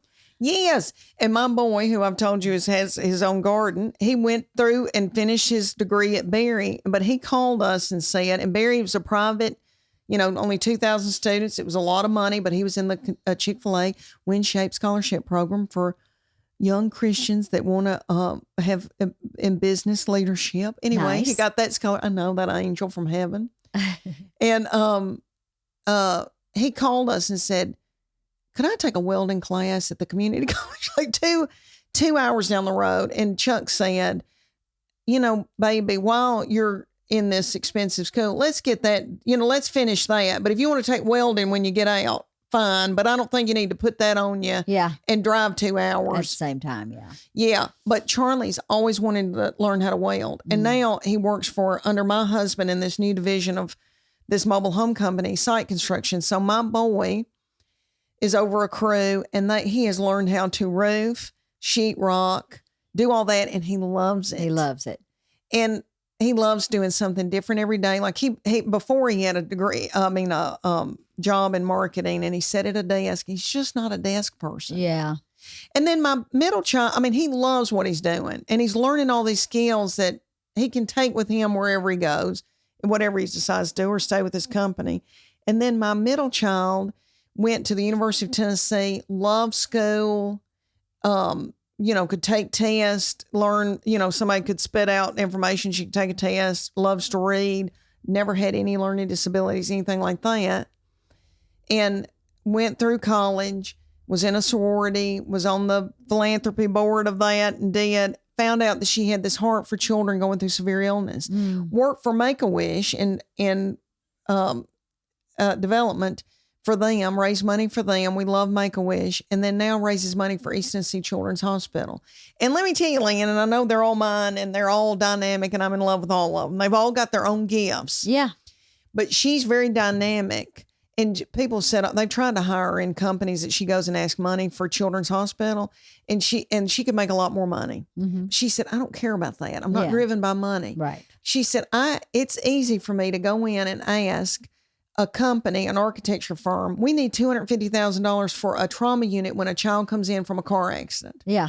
She said, that is so easy for me. Uh-huh. And she raises, over $1 million for them a year. And she said, I don't want to do anything else. At this point in my life, that's my passion. Mm-hmm. And she, started volunteering with little children and going through chemo and would paint their fingernails. She loves children, and that is her thing. I think, and I don't know if it's me being a believer, I don't know, but I feel like God gave everybody their own gift. Yep. It does not matter what this world thinks and what people think. It's what you feel in your heart you should be doing. Mm-hmm. And you need to, I think, we need to let our children find that path and not put on them, you need to be an accountant. You need to be this, you need to be that, because you need this income, because you need this. Because I just don't think you find happiness that way. No. I think you got to find it in something that you're passionate about. That, and it needs to be yours. If you say you should be this, that, or the other, that's not yours. That's the person who told you to do this, that, or the other. And I've had my life. They need to have their life and make their choices. I totally agree. And I think if you are open, if you remain open, then the path can rise to meet you, right? So your daughter who's in the sorority, who ends up in philanthropy in the sorority, ends up finding her path because she's remained open. And I'm not religious either, but I did grow up partly in the Baptist church. Partly my mom was into Maharishi Yogi. So I had that, and I had the Baptist church. And I quote the Bible all the time without, it comes out of my mouth and I don't even know I'm saying it. It's because I grew up in church in some way. But I think faith is not about religion. Faith is about trust and believing that there's someone bigger than you or something bigger than you that has you entirely. Yeah, they have you entirely. And if you just trust that and surrender to that, then you'll almost always be on the right path. And if that's what you believe, it's really hard to be unhappy. Really hard to be unhappy, because then you know that this is your path. But once you stop listening to that, no, actually, I want to be an accountant, even though you don't. Actually, I do, because my daddy says so. You can't, I don't think you can find happiness at all if you aren't just faithful, full of faith that this life is led by some greater force, and to just say, give it to me. I want it. I want what you have in mind for me, because what you have in mind for me is probably better than what I could ever dream. Yes. So let's do it that way. I'd much rather do it that way. Didn't you like grab bags at Halloween? Do you ever go to get a grab bag? I can't wait to see what's in here. I don't know why we can't look at life a little more like that and go, well, I can't wait to see what's next. I know. I know. I used to ask for, I just want to be so, I want to have $1 million. I want to have $1 million in the bank. And then I got to be a certain age and I went, I think I'm asking for the wrong thing, because what $1 million would do to me in my brain is make me not worry about money anymore. So maybe I'll just pray to not have to worry about money. I just don't want to worry about money, and not put parameters on the gift I'm asking for from God. And just say, what I want is this feeling. I want to feel secure, free of worrying about money. I want to feel secure. I want to be able to give from my own pocketbook to other people. So whatever that looks like, let me have it. I'm ready. And I think that's when my life started changing, is when I started applying that perspective to everything. Not, I want to man with big shoulders, biceps, with a tight little booty, who just loves me and brings me flowers every day. And I started saying, no, actually, I want a partner who makes me feel important, who makes me feel valued, who I can talk to openly all the time about anything, who I'm not afraid to share my thoughts and feelings with. That's what I want. And let it come in whatever package it came in. I mean, mine came shirtless with a beer belly. So that's not what I was looking for exactly. But I mean, he didn't have a beer belly when we first started dating. But at this point, we can inarguably say he's shirtless with a beer belly. But if I had been looking for the guy in the nice suit that went to the gym every day and looked like chiseled, I would never have found the real thing. So I don't know. Faith is interesting. Faith fascinates me because I think people who have faith are the happiest people. And I don't care what the base of their faith is, Buddhism, Hinduism, Methodist, Baptist. Does it really matter? It's all the same idea. It's all bigger source than you. Yeah. And it's not you, it's other focus. What if we all walked around? I feel sorry for the people that walk around and think, this is it, and I'm in charge of everything. It's too much. It's too much. You know what it causes? Depression, anxiety. I believe I don't have depression or anxiety because I have faith. Right? Because if I'm not in charge, then what am I worried about? It's not that I don't worry about people's health or worry about this or that, of course, but that's different than having like anxiety or depression. And I don't mean situational depression like my daddy died. Of course I'm going to be depressed when my dad dies, but that I'm not walking around every day, you know, with you know, those x-ray things, the aprons they put on you at the dentist. I think someone in one of my podcasts said that's what depression feels like. It's like you're walking around all day with that vest on. And you're just heavy and you're full of lead and you just can't move. Well, if that's your everyday, I wonder if faith would help you. Obviously, there's people have chemical problems. Right. But I don't know. But just knowing that something's bigger than you. Yeah. And that they're watching over you and that you're not in this mess alone. Yeah. This is down here is rough. Yes. You know, this world's rough. Yeah, it is. And I just can't imagine that if somebody doesn't have that, it makes me sad for people. Me too. And I've been through it in my life where I didn't feel anything. I didn't know anything. And I made horrible decisions and things did not go well. Same. I did the same. In my 20s, I didn't believe. I was like, God, schmod. He didn't have my back. This is what having my back looks like. You know what? When you look back and reevaluate those things, you see where you weren't listening to your own voice and you made the wrong choice. And then you get the luxury of blaming God for that. No. With wisdom comes some knowledge, I think. And to be able to look back and go, you know, that time I was sexually assaulted, my girlfriend tried to get me to leave. I was drunk off my ass and I kept drinking. Now, I'm not saying that was okay that happened to me, but if I'd listened to my girlfriend and I'd stopped drinking, I wouldn't have been in that place. I would have been at home in my dorm, completely safe. But I didn't do that. So how can I blame? Of course, I blame that guy for doing that because he should never have taken advantage of me in that way, ever, nor should any man. But at the same time, until I looked at my own responsibility and said, this is on me, this part of this, the 5% of this 100%. If I had just changed that 5%, I may not even have been in this situation at all. Well, how can I blame God for that? He sent a girlfriend for me.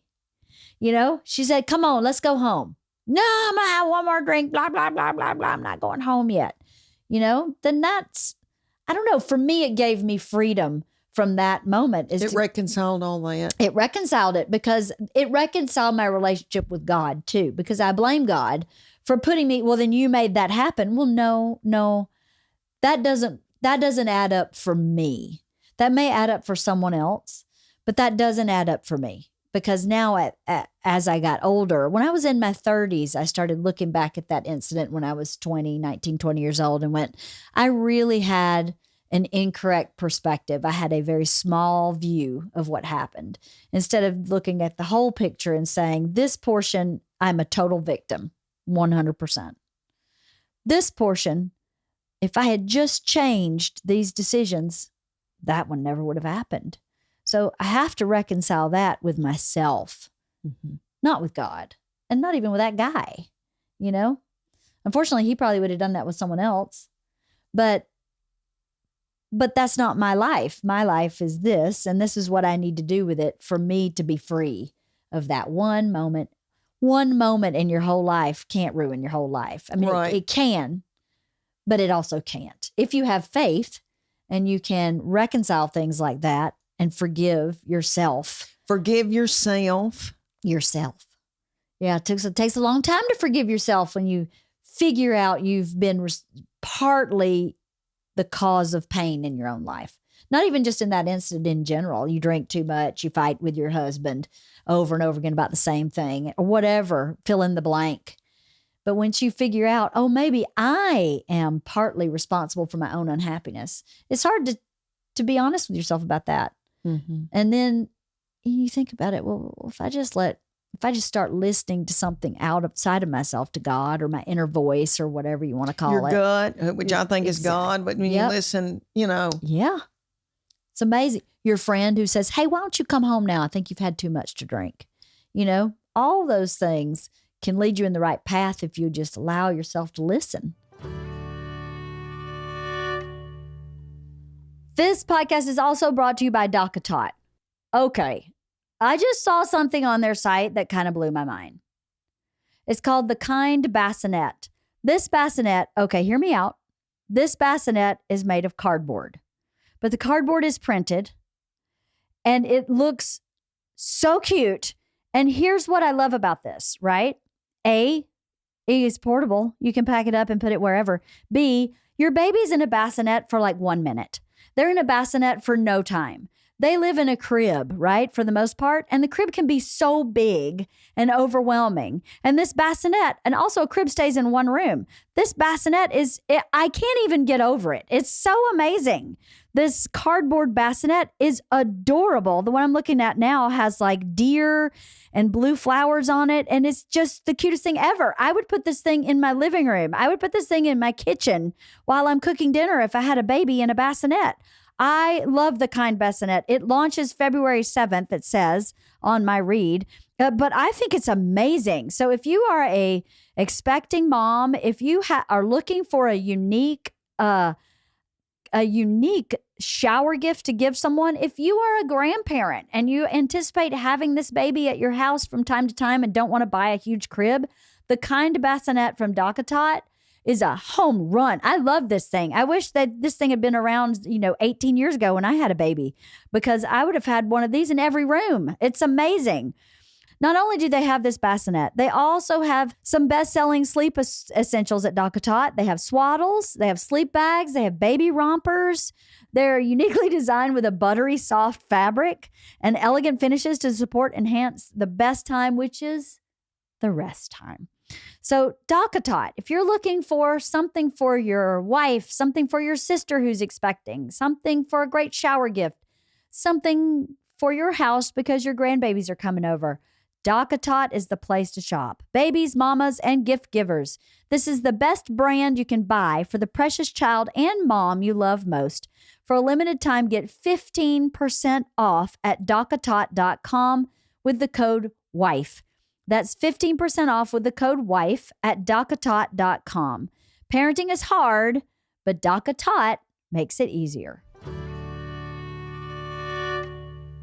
And do you think, I think the things we went through, I'm sure you've told your girls, listen to your gut. Yeah, 100%. If you feel like something's not right, there's when you hear an alarm, like a fire truck go down the street or an ambulance, and your heart kind of drops and you think, oh, who's that? What's happening? Yep. That same feeling when you are at a party, when you are in college or wherever you are in high school or whatever in your 20s, that you can go, oh, I got to get out of here. I know what that is. I know what that is, and I don't feel right. And to have the guts to say, I'm out of here. I'm out of here, yeah. Because there's so many things that, it's in the past, but I'm fine with it now.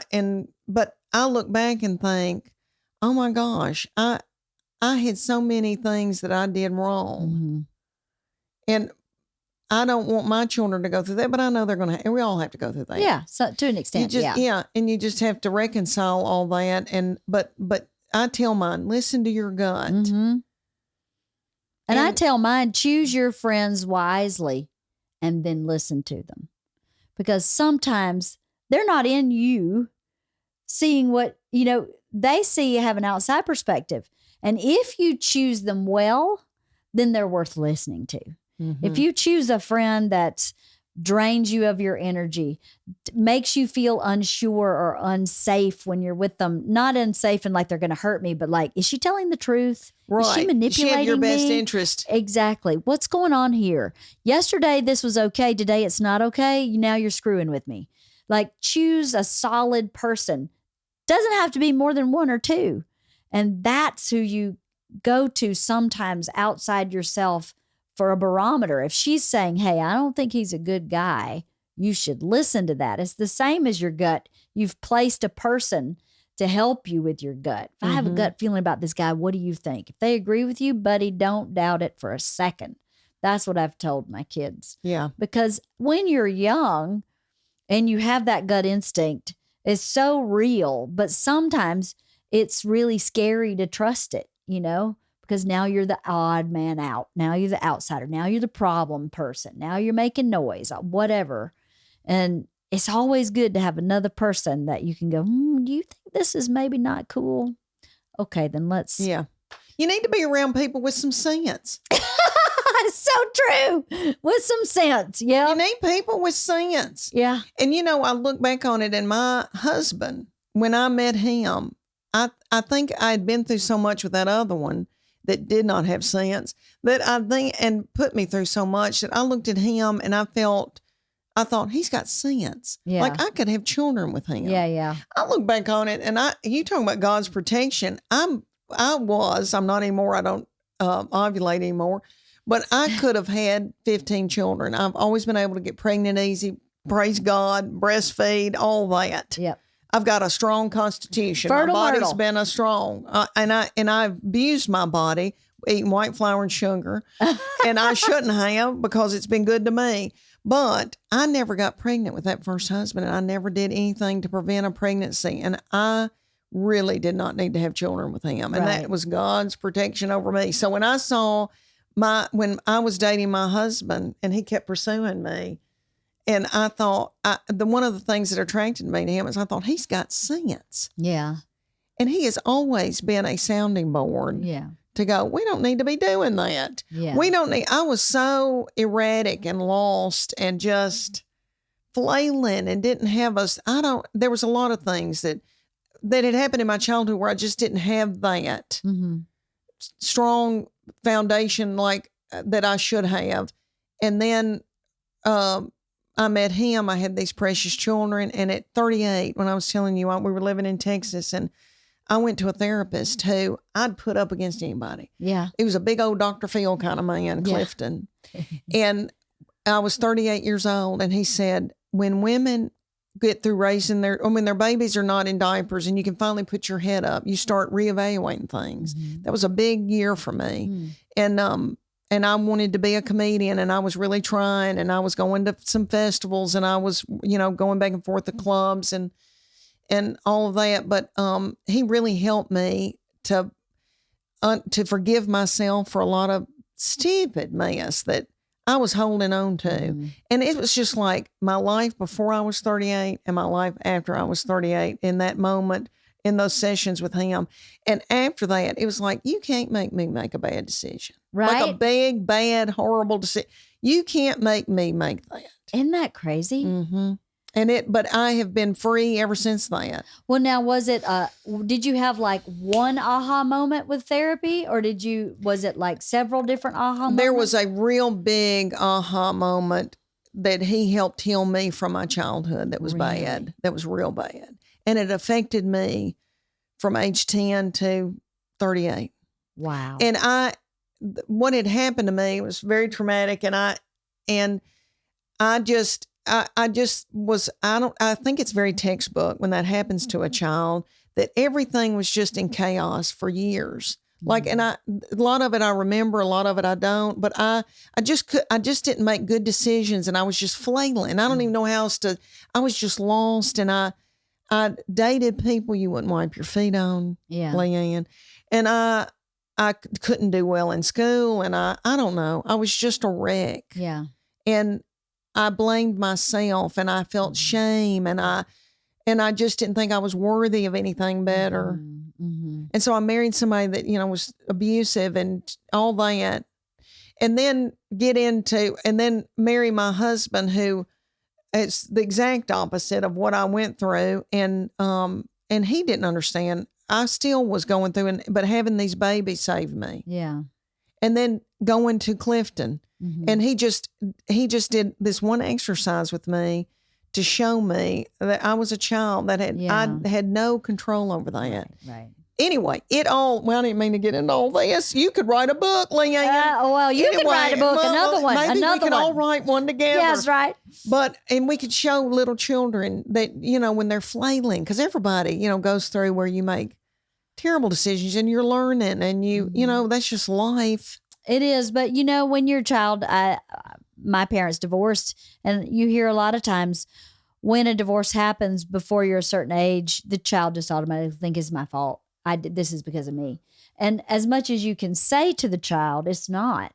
I think it's really hard to convince a child that it's not without being an exceptional parent, and that's our generation of parents weren't exceptional in that way. They were exceptional in other ways, right? But not in that way. And so any kind of trauma like that, losing a sibling, you think it's your fault. Even if the sibling died of cancer, right. You still think you're the origin of every story that happens in your life when you're a child. And if you don't get someone to say to you, hey, hold on, time out.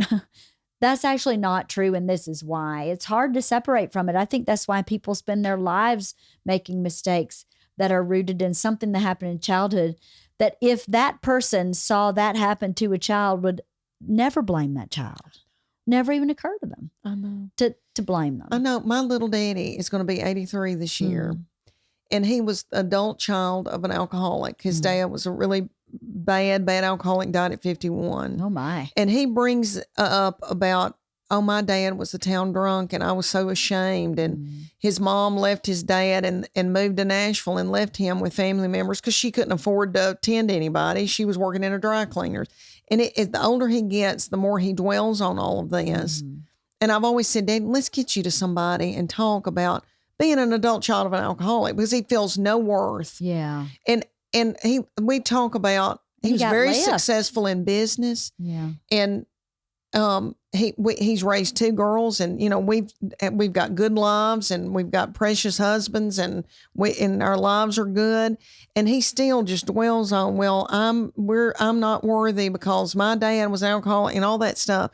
Let me tell you that he just went to his little darling integrative family practitioner, doctor, who I love, and she takes care of my mom. She's one of those, she's your internist. Yeah. And then she takes you to specialist or whatever. She sat down with him. She had a long time with him the other day and didn't have any other patients. And she said, Jimmy, tell me about, when did your mom die? When did your dad die? And what did they die of? And he said, my dad died at 51, an alcoholic. And she said, Jimmy, that he was depressed. You know that, right? He was depressed, or he would not have self-medicated like that. And my little daddy, at about to turn 83 years old, said to me on the phone, Dr. Williams said that my dad was depressed. Oh. And he goes, that just made me feel, that he couldn't help it. And I thought, wouldn't that have been wonderful if somebody told him that, I could say that to him. He's not going to hear it from me. No. He can't receive it from a family member. No. But for a professional, somebody he respects, to say, Jimmy, he was depressed. Yeah, he was a terrible, they had you in chaos. You were in a juke joint when you were a baby instead of going to school. They had him. But it's like my dad was able to forgive him. Yeah. After hearing that one little thing from Dr. Williams. I should text her and say, thank you, Dr. Williams, and for doing that. But I've always begged my dad to go to somebody to to say that to him. It was not your Right. fault. No. You don't have to carry this shame. And forgive himself. Yeah. 'cause Yeah. he- Forgive your little daddy. Obviously, something was bad wrong. And They put him in forgive rehab yourself. back then in the 50s. They Yeah. put him in rehab, and then they'd have to come back out, and then he'd black out and do. And his mom, she left him, and which I think is when your own mama doesn't, can't raise you. But I do think she was in a terrible situation and financially, and she thought he'd be better off. And thank God he went with Aunt Lila and Uncle Raymond, who had sense. Mm-hmm. And so my little daddy never had an alcohol, never was out juke joint, all that. Yeah. And they raised him, and he had a good life. But anyway, and they gave him a farm. I mean, good night. And they set him up for life. But anyway, I don't know why we got off on that, Leanne. It doesn't matter. Doesn't matter at all. Everything's going to be all right. It is gonna be Everything fine. is going to be all right. That's you, Angel, we have that's the covered a truth. lot of ground. We have. I could tell you everything horrible that's ever happened to me. You've got that in your spirit. And people do. say that about me. People I tell could me just- stuff. Yeah, totally. But isn't it wonderful to be able to open up and talk about something that, Yeah. thank you, you angel. I Well, didn't mean, it I've been is. on the verge of crying. Let me tell you, Uh-huh. you're smart. You are smart. And I don't know if you're sitting and reading or what, and then you're eating greens with all of your meals. But you're a smart somebody, honey. Well, thank you. I'm street and you've smart. got sense. I You're do street have smart. sense. You've got sense. I'm street smart. Now, I don't have a college degree. And But honey, that doesn't mean I think you've got grit. Good Lord. Yes. And Bert Kreischer is killing it yes. in those little panties when he got out of the car the other day. and his in that short little- shorts. In that it was a brief. Speedo. Speedo. Oh, yeah. That guy. So funny. If I had half his body confidence, I'd be Miss America, I tell you. I can't believe his body confidence in that Speedo. Right? I mean, I know, and I feel bad in my panties in front of my husband. I feel bad in my pajamas in front of my panties, my ass. And I bet he loves you and could eat your Oh, lips off, couldn't he? You know, he does. He does. I'll tell you this. He does. And he says this to me all the time. And he thinks he's real smart saying this, but it's actually true. He says he loves me more than anyone has ever loved me on the planet. And I think he's right. And I can tell you, my daddy loves me a lot. And his daddy loved me a lot. And I think Bert Kreischer loves me more than they do. He is, I'm pretty lucky. Sometimes I have to remind myself I'm so lucky. Because you could kill him. Just dead on the spot. Yeah. I could Plot just his death. totally. I know what that feels like. Sometimes he would prefer I unzip my chest and put him inside there and zip it back up like you would, like a cat. Their head stick out the top of your hoodie. Yes, he needs you so badly. He'd prefer that. And sometimes it's a little much. Sometimes his love is a little much. But and I love him very much too. But again, my friend who has a successful producer, he currently has COVID and he's in quarantine. And she called me yesterday and she goes, Leanne, if he calls me one more time, I'm going to kill him. He's calling me every 30 minutes and all he's saying is, what you doing? And she said, I'm doing the same thing I was 30 minutes ago. I'm cleaning out my office. Okay. 30 minutes later, what you doing? Same thing I was doing before. She called me complaining. I said, oh, honey, what you have to realize is we have married people who need us. And they married us because we don't need them like that. We need them in ways that they can easily deliver.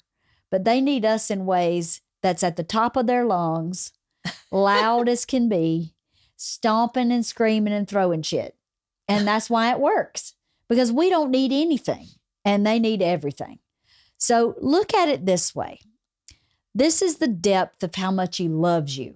The number of times he calls you and just says, what are you doing? And you're in the room next door. Mm-hmm. And she goes, that's a really good way of looking at it. Is that how you manage Bert's love? And I went, exactly.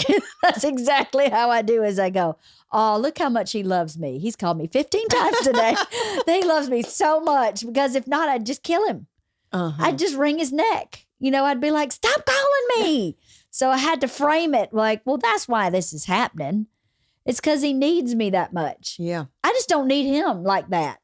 I'm just far more independent than he is. And one's not better than the other. They're just different. Just different. Yeah. You just kind of got to recognize what's happening and not, again, be other focused and not like, this is driving me crazy. Yes, it is. But at the same time, this is what Bert needs. There's a bigger picture going on here. It's not just about this is driving me crazy. It's about, for her husband's stuck in a room. And he's stuck in a room by himself. And he hears the world carrying on, his 2 daughters and his wife carrying on without him, and it's killing him. So let's relate to that and appreciate that he loves you that much. Oh, I know. Yes. Yep. And he your could husband be out loves catting you. around. Totally. Doing horrible things. What has your husband always thought about your stand-up? Does he love what you talk about? Or? He, well, especially now, he'll say, tell him about the time. Why don't you tell him that story? People say, does your husband get mad because you talk about him? And I go, no. He'll say, that was funny. Tell him about what I brought you to the hospital when you were coming home with Maggie or something. It's something like that. And during this whole thing, years ago when they were babies, I said to him, why don't we sell everything and let's go to Los Angeles and I'll cook off a hot plate. I think I've got something. I'd gone to Zany's. I was living in the East Tennessee where there was no comedy clubs, and I went to Zany's with Brian Dorfman. You know Brian Dorfman? I know Dorfman. I love him so Yummy, much. darling. I love him. And huge person in comedy now, and to this day. One of the biggest, I guess. Yeah, he's amazing. I called and said, can I open I didn't even know what it was called, but I said, can I come there? And my baby child was 18 months old. And I said, can I open? And I did for Billy Gardell on Mike and Molly. Another amazing human being. And I only met him that night, and I got up and I probably sucked. And anyway, I got off stage and Brian said to me, I think you've got something. But he said, you cannot do this and raise those 3 children. And it made me mad. And I've often told this in interviews. I look back on it and he was right. Like, I could not have been the mama that I am and had the children that I have to become who they've become if I had gone out on the road. Right. I wouldn't. Yeah. He said at the time, he goes, Roseanne raised hers in a station wagon in a comedy club parking lot. And I don't think it's turned out well. And I don't know, I'm sure her children are precious. But anyway, he just said, I just don't think it's a good idea, Leanne. I'd say stay in it, try to do, what you can. And I remember thinking, I'll show him. But I look back on it, he was right. Yeah. It was not the right path for me to go out on the road and do comedy clubs 50 weeks a year. And my husband has always had a good career with this company. He's worked for them for over 25 years. And he said to me when I said, let's go eat on a hot plate, he goes, Leanne, that's crazy. And we need health insurance. He's very pragmatic, and I'm the dreamer. And he was right. And he said, you can do it here. We can figure something out. And he's always been supportive of me. If I said, I've got a gig and I'm going to make $200 and I need you to get off from work and come and, he would be in a minivan. We'd switch out children in vehicles. Amazing. And I don't know that I wonder if he looked at first and thought, my kooky wife, I'm just going to let her do this thing, But I don't think he understood how big this had gotten. Right. Like Brian Dorfman was one that had to say, Chuck, Leanne's going on a big tour. This is a whole nother world. Yeah. But for years, he did whatever he could to help me. That's amazing. I know. Because, and he's a very introverted, quiet person who does not want attention brought to him. Now he says, Leanne, everybody knows me, because I call him Chuckina online, and he goes, I've got more fans than you do. And he'll say, I take my picture with people out in the lobby, but he doesn't travel with me. He's still working like a mule, and we need him to. But yes, he's always been very supportive. And it took him a while. And another comedian told me that I know has been on Bert's, John Christ, told me, we're good friends. He said, Leanne, my therapist, he said, it takes a while for your family to catch up to what's happening. Right. And so when this popped from me in 2019 and I got this big tour and everything, Chuck was like, you need to eat the continental breakfast at the Hilton Garden Inn. You need to carry your own luggage. And I still do. I do everything. I have an opener, and we all me and her, we slept through, and we're exhausted, and I don't have any help and all that. But he was very like, you need to keep this down to this, that. And I was like, Chuck, you don't understand what this how big this has gotten and what this is. And I think he finally realizes it now. Yeah. And I do hope that he can feel, because he has worked so hard and put all these children through school and paid everybody old cars, old beat up cars, but still everybody got a car insurance. I mean, he's been a wonderful provider. I want him to feel, and he has saved for our retirement since he was 27 and worried about us. I hope that if anything, he can feel some relief that now I don't think he feels like I don't need him anymore. You know, I would imagine not. I hope not. And I want him to be, to enjoy this. He has always had to worry about money when you're talking about making sure that there's enough and that, everybody's got what they need and all that. It's a lot with 3 kids. And I hope that he is able to relax and go, oh my gosh, this blessing from heaven at 57 years old, I'm not 20. Yeah. Having to sustain this. Yeah. For, God love those darling little comedians who have to sustain this for when you're young and all that. I just feel like it's so much better what has happened for me. And probably with Bert, and I know y'all are younger than me, but for that, him saying a 20-year overnight success, mine was 20 something years. It's so much sweeter now. Yeah. It's really earned. And you can have it all. You just don't have it all at the same time. Right. Yeah. And I got to have my children. Yeah. Yeah. And Brian Dorfman said this to me the other night. He was in LA and we were at the Hollywood Improv and he said, Leanne, you really are lucky. You got to have, a lot of people don't get to have a family as a woman. Yeah. In comedy. Totally. Bert couldn't have done what he did if he didn't have you tending these children and getting him where he's supposed to be. Yeah, that's right. I mean, it takes a village. It does. And, I know, I wish that, because Nate Bargatze's wife, Laura, runs that ship. Yeah. I'm like, we all need a Laura. If I had a Laura, you know what I could do? Because I go home, I get off a plane, I go to the grocery store because I want to cook for everybody. I like to cook for my kids and my grandbaby. And then I start thinking, oh gosh, I've got to get this load of wash in. I'm running that house. Yeah. And still running the and road. Doing, Yes, a lot. So, but my husband is good about, he can fold clothes like you work at J. Crew. He's very anal retentive. And he can keep up with everything. He takes care of the dogs and all that. But anyway, I'm still the mama and tending to everybody. But I'm very lucky that it's happened when it did. And he's been very good about it. That's great. And I hope that he can enjoy it and relax and, start enjoying life and not feeling like we're down to it. And I've got a retirement 401k and all that. Yeah. Because he's been a wonderful provider. Right. This didn't have to happen. Right. But it's just a blessing on top of everything else. Yeah. It really is. Yeah. We got our baby. Let me tell you what we got our baby at Christmas. I know you probably got things to do.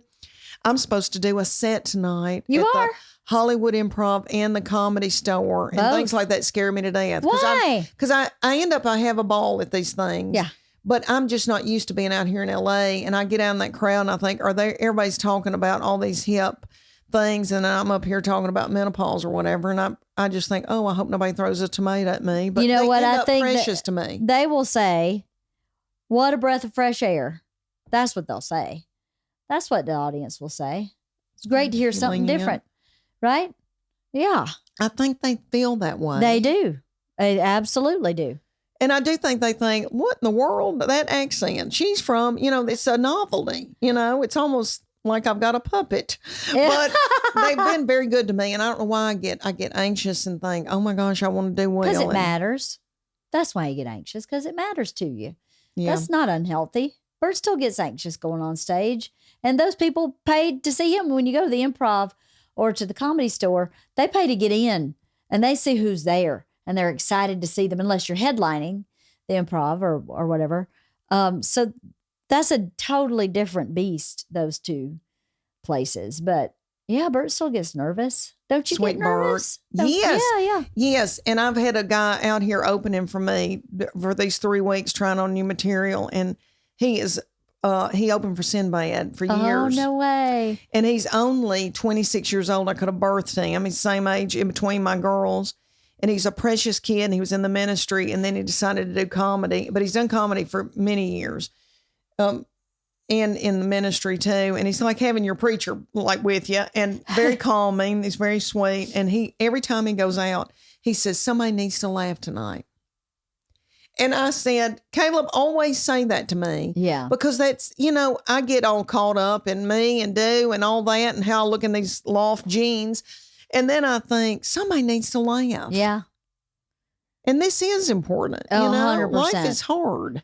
Laughter is so important. It is a gift. It is a gift when someone makes you really laugh. It's healing. It changes. I think it changes you on a cellular level. If you are somebody who can seek and choose to laugh regularly, it'll change your whole everything. Mm-hmm. It's vital. I think comedy is vital to a healthy society. And I think for a long time, comedy's been underground. I think it's coming back now. I do too, honey. In a very real, strong way, because we need it badly. And Brian Dorfman and Judy, all of them say it's booming. It is. And I think after the pandemic and Vladimir Putin and all this mess going on that people do, they need to laugh. And I've never been political, and I never will be. Lord, I don't pay attention enough to know what in the world. I mean, I have opinions, but I know nobody cares what I think, and I wouldn't dare even, but anyway, I don't ever do anything like that. And I know that people want to have a good time, and I'm just talking what's happened in my life. And I think, I know there's a place for political humor and all that, but I do think after all this that we've been through and all these elections and everybody angry and all that, it's just good to let go and forget your troubles for a little while. To escape.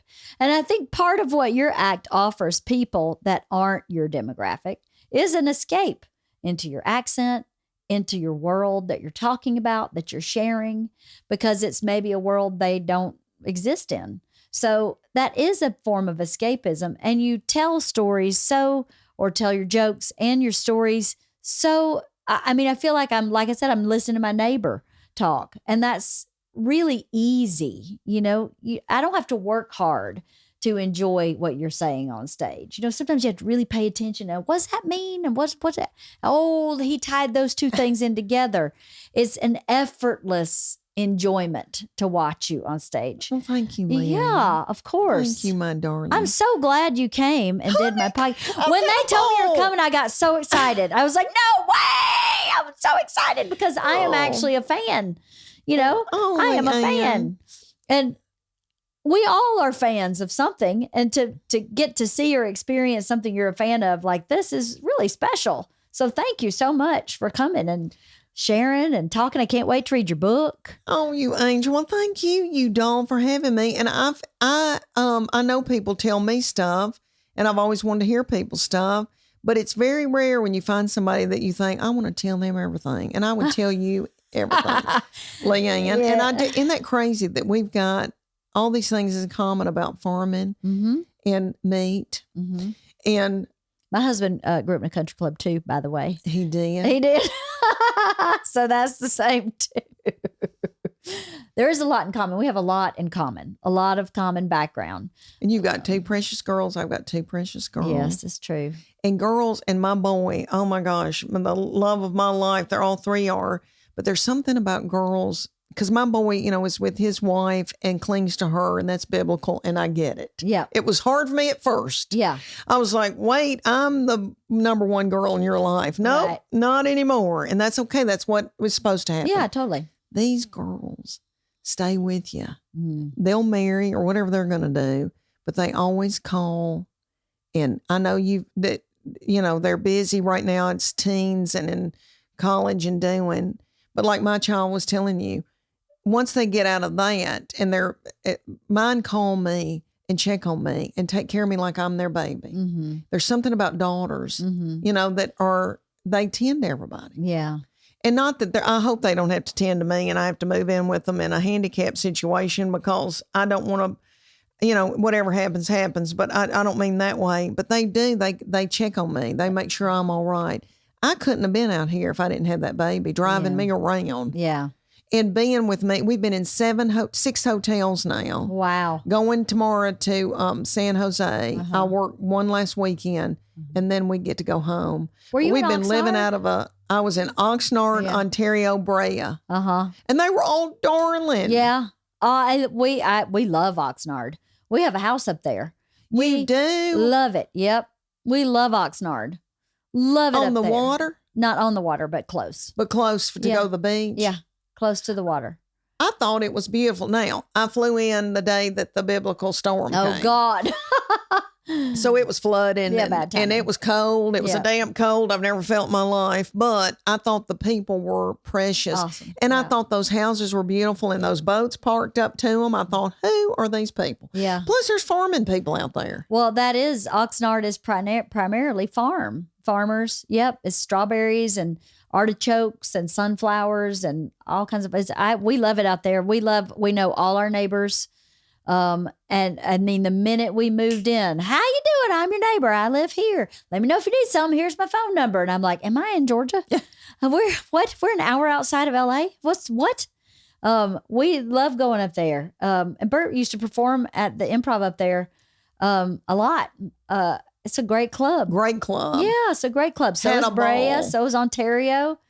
They're great clubs, They right? are. Yeah, Brea's awesome. I've never been to any of them, and they put me there so I could work out new material. And San Jose, they say, is darling. I can't wait to go there. I've never been there with Bert. I've been to all those, anything that was driving distance from LA I've been to, but I haven't been to San Jose.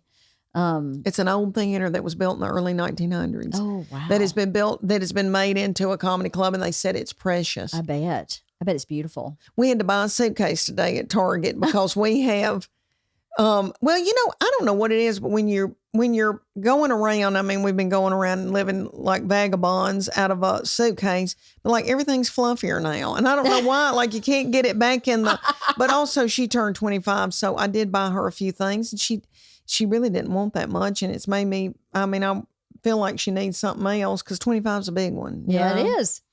Did she travel with you a lot? No, not really. She did for this because I said, I can't make it without you. I can't drive. I can't see. I don't know. I'm scared of a bunch of traffic in LA. There's something about that's very intimidating to me. Yeah. So she was she didn't have any jobs.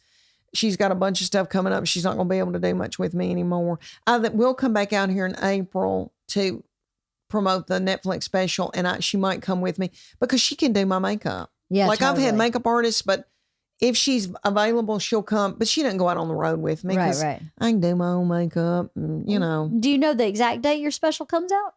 April the 11th. Oh, that's a good day. 4/11. I like that day. You do? Yeah, that's a good day. Oh, good. I like that day. Well, I hope that somebody watches it and likes it. I'll watch it and like it. What's it called? You. I'm Every Woman. I'm Every Woman. I love it. Thank you. Oh, well, I don't think there's anybody like me on Netflix. I think that's the one good thing, but I hope somebody finds it. And, they talk about this old algorithm like it's voodoo. So we'll see, honey. I hope somebody, it was a joy filming it. And it made me nervous. I was torn up, probably like Bert would be, but I got through it and I had a wonderful team. And I do wish these big old breasts did not look this heavy. Being from the South, I was also worried about the aesthetics. I wanted to be pretty. Yeah. And, I thought when this was going to happen for me, I was going to be younger and thinner, but that's okay. I think that people can relate more to me now, sitting up here with a menopausal stomach. You know what? I think I've had a couple of minutes with the changes of my body in the past year. I'm in menopause now too. And my boobs just decided to explode. They just went, hi, welcome to a full D. I know you've been a B your whole life. Guess what? No more of that. And all of a sudden, every item of clothing looks completely different on me. I think I could have a flat tummy and I'd still look 40 pounds overweight because my boobs are the size of Texas. And there's nothing I can do about it. And I really had an emotionally hard time with it in the beginning because I felt like I had a B cup and then over the course of a weekend, it went to a D. It was like immediate. So it was such a hard and fast change that emotionally it's really hard to adjust to. And you start feeling really bad about yourself because I take good care of myself. And my trainer put it the right way. He said, what you're looking for is justice. You're looking for, I work out 3 days a week. I eat greens with every meal. What the hell's happening to my body? This is not just. This is unjust. What's happening to me is unfair and it's unjust. And you're looking for justice in the world of nature. Well, it ain't happening. So what you have to do is adjust your perspective to what justice really is. You're really healthy, really happy, happily married, financially secure, 2 great kids. So what if your blouse is a little bigger? Doesn't matter. You've earned it. You've earned it because you're 52 and you are who you are, and this is part of it. And I had to start thinking about that. I had to really think about it and go, I think he may be right. Mm-hmm. If I were that does sound right. That 25-year-old body, I wouldn't have all these other things. Now, for some women in the menopause, they still have a 25-year-old body. Good for you. J-Lo looks amazing. But I don't have J-Lo's life. I haven't had a trainer since I, was 19 years old. I'm assuming she probably has someone who cooks her food for her. I'd say so. Yeah. Some salmon and some blueberries. Yeah, exactly. Mm-hmm. And you get to smell pizza once a month and that's it. But I don't live like that. So I can't expect to look like that. I can expect to look like this, which is healthy. You look healthy. You look like a healthy woman. My darling, thank you. And I do need to remember that because it is hard when my body has changed and I have a stomach that I've never had before. And I always had a booty, but I didn't have this big stomach. Yeah. And I saw it, somebody came and took pictures of me the other night at Hollywood Improv and I had a wonderful night. I was sold out. I had a great audience. It was wonderful. I got a standing ovation. I could have cried. It was a really great night, magical night. And you know what I focused on? I have focused on that, but I also said, look at me in those pants in my stomach. And I've got to remember, but look at what wonderful thing happened. And this stomach had 3 babies. Uh-huh. These breasts fed 3 babies. Yeah. And I've got to do better about taking care of myself. I try to, but I'm on the road. It's hard. It's so hard. And I look at Bert, Lord, he's doing yoga and got IVs in and doing in an ice bucket. But I need to remember that this body's been good to me. I need to be good to it. I'm going to eat greens every meal. I am. That is a wonderful tip. Isn't it? He is so amazing. You know what he told me? The number one thing you can do as you age is stand on one foot. He said, to keep your balance? Yep. You take your shoes off. Stand on one foot, stand on the other foot, stand on one foot, stand on the other foot. He said, you can do that when you're 90. But if you start doing that every day and just keep your balance every day, prevents you from falling. It works all the small, intricate muscles from your foot to your hip. And all that keeps your joints healthy. If you just do that one thing. And I'm like, why haven't you told the entire world to eat greens every meal and balance on one foot? I mean, everybody can do that, right? I know. And your chance of falling after a certain age, after 50, I think goes up every year astronomically. It does, like everybody I hear they go, I just fell and I've got to have elbow surgery. I just fell and I busted up. Yeah. And I don't want to fall. No. I don't have time to fall. No. Oh my gosh, that's a wonderful tip. Isn't it? He said everybody should do squats, but if you're not able to do squats, everybody should stand on one foot. Just like count to 10, then move to the other foot. Just barely pick it up and then move to getting your leg like at a 90-degree angle and balancing. That's what you kind of aim for. That's your goal. Have you had him on your podcast? I know. You know what? I keep trying to get him on this podcast and our schedules are not, we've been trying for a year to get him on this podcast. Boy, he'd be a good one. Everybody'd want to know what in the world y'all were doing. Oh, we have so much fun. And you won't believe this. I met him here. I've been working out with him for 3 years. He's from Cedartown, Georgia, which is just south of Rome. My Lord. Right? I used to go to Cedartown every Christmas and have Christmas dinner with my whole family at Crossroads Restaurant. If anybody's interested, Crossroads, excellent salad bar. You want some fried catfish? Crossroads Restaurants. Oh. Yep. We go Crossroads in Cedartown every Christmas. And when my friend Sandy said, you're going to love Leanne. She's from the country like you. You're going to love her. That she had no idea that he didn't know where my hometown is. My hometown's so small. But when I told him, like, if you just drive straight down 100, you're going to end up in Bowden right before you get to Alabama. He was like, oh my God, I know exactly where you're from. And what made him come out here, fitness? He is an actor, actually. He is? He is an impressive human. I've got to have him on. He is an actor, and he keeps raising money and writing and directing and acting in his own projects. He also works like in the industry, but he does not wait to get a job. He makes his own job, and he releases them on Amazon. You can watch his movies on Amazon. He's a really dynamic guy. And his other little niche is he is the trainer for he doesn't work for the U.S. Olympics, but his clientele are either people who've had an injury, and I had a back injury that they need to be rehabbed, geriatrics, or professional beach volleyball players that are Olympians also. Those are it's so random. But yeah, we'll go in there. Sandy is Chinese, and she's 5'2", and I'm 5'4", and we'll show up, and there's like 2 women who are 6'4" who play for the U.S. Olympic volleyball team, and we're like, oh, so anyway, excuse me, we're next on the treadmill. It's the most bizarre group of people. Honey, are any of them Carrie Walsh? Oh, I don't know. Because my girls played travel volleyball, and they would come in every once in a while, these 6 foot. Oh, they're huge. 2, 6'4". They're beautiful. Fannies that you could set that. Yeah. Beautiful women. Beautiful. Beautiful. I was telling, who was I did? Oh, well, Adam Carolla had me on, and I had a ball, and he's got a daughter that plays volleyball. Yeah. And I said, it's a wonderful sport because you can be feminine and pretty, but yet aggressive. Yep. And it's like basketball. You don't have to box out on somebody. I played both, but you're right. There's some of the prettiest people on this earth as a volleyball player. Yep. And then that sand. Yeah. I'm too old now to be running through sand, but that makes your fanny look nice. It does. I can barely walk through sand. I can't walk through sand. I can't either. And carry a big purse. Oh, no, forget it. I've got too much in my pocketbook. Oh, forget it. I know. We went to the beach last week, and I was like, screw it. I'm wearing my Uggs to the ocean. I ain't walking barefoot on this. It's too hard. I just can't get there. I need some kind of platform to get me on top of the sand.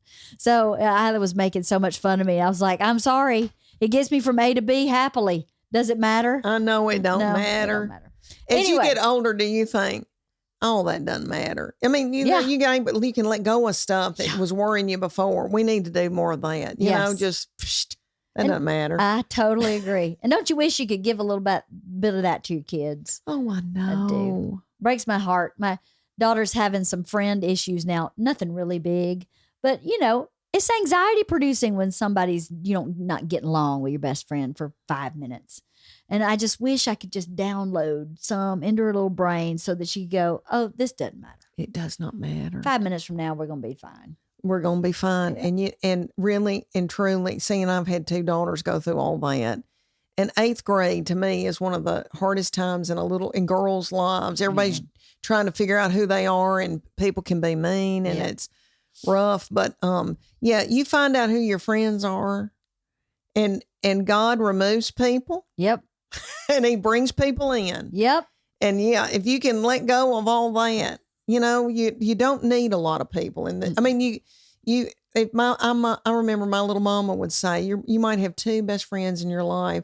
You'll have acquaintances and fun people around you. Totally. But you know who you can count on. Yep. But we all got to go through that mess. You do. Oh, your little girls. When I will pray for them because I remember that. Just the angst. It's the angst. And you just go, it just don't matter. And you have to go, you have to validate how they feel, because what they're going really through feel that. Is real. That's very real. So this anxiety you have because your friend's upset with you, and she says, I need a minute, and you don't want to give her a minute. You want to know now, but you got to give her a minute. And it's going to be fine. You've been friends since kindergarten. You're going to be fine. But gosh, so you gotta allow her to be that upset. But then I walk around the corner and go, oh my God, this is going to be over in like 2 days. It's going to be totally fine. It's not worth any of this angst that you're going through. Just relax. You'll be all right. Everything's going to be all right. It all works out. Well, I could talk to you till the cows come home. I could too. Right? You angel. Well, I feel like I've talked about things I haven't talked about in years. Well, Sometimes that's good. Maybe it'll bring up some new material. Maybe. You know, it might. It might. We could always own a farm together and start farming. Oh, totally. I used to have chickens out here in L.A. You did? I had 3 chickens. I loved them. I used to let them in my house, let them walk around my house, and they'd talk to me the whole time. You know, chickens feel compassion. Did you know that? No. Yes. Chickens will attach to one person. They connect to one person, and that's their person. And they read that person's emotions and energy. And if the person's having a bad day, they know it, and they try to comfort that person. They'll talk to you and try to comfort you. So I had 3 chickens out here, and one of them in particular was just like, this sounds really stupid, but she was like my soulmate. I loved her so much. And she would sit in the kitchen with me, just talking. And I'd talk back to her. If I was having a bad day and I sat out on the stoop, she would actually crawl up in my lap and nest in my lap like she was trying to make me feel better. She was amazing. Her name was Lucy Lou. Oh, my darling. Yeah, I had 3, and Possum got all 3 of them, which broke my heart. I cried so hard when Lucy Lou was gone. It just broke my heart. But I was always told chickens were dumb. You know, my granny used to say they blink their eyes and they're a whole new world. They have no idea what's going on. But that's not true. That's not true at all. I didn't know that about chickens until I had them. I started researching, you know, chicken behavior. I had calls for them. I could call a different call and they'd go in the coop, or they'd come to me for treats. I'd give them blueberries. They do all kind of stuff. They got along with my dogs. I put my dogs in the coop with them when they were little bitty, and my 2 dogs, they could sit on the dog bed with the dog. It was crazy. Oh, my Lord. I loved them. Well, you know, my boy raising 200 chickens while he was in college, he had a big chicken. It was like a building, and with the tractor, they'd move it around because they were grass fed, and that he would let them out, and then he would call them, and they'd go back in. And he said, I miss them. Yeah. I miss it, and I want to have chickens again. Yeah. He loved them. I love them. And he wants his babies to have chickens. They're so fun. They're one of the best support animals for children with autism. They're like any kid that has any kind of social anxiety or any anxiety. It's one of the top recommended animals for support animal for. I did not know that. Yeah. How long is a chicken's lifespan? I think they can live like 20 years, but most of them only live about 10. They only produce eggs until they're about 8, and then they stop producing eggs. But they live that long. Mm-hmm, they do. I had mine for 4 years or 5 years, something like that. Oh, my Long darling. time. I was so devastated. So devastated. I know you were. But that's okay. My dogs got the possum. They did. Yeah. A little street justice. A little frontier justice happened. I came home and the possum was in my living room and was not in good shape. And I was like, okay, well, at least somebody took care of my shit here. And I bet Bert cried. Did Bert cry? He didn't. No, he was never, he didn't understand my connection to these chickens. He didn't get it. He loved the eggs.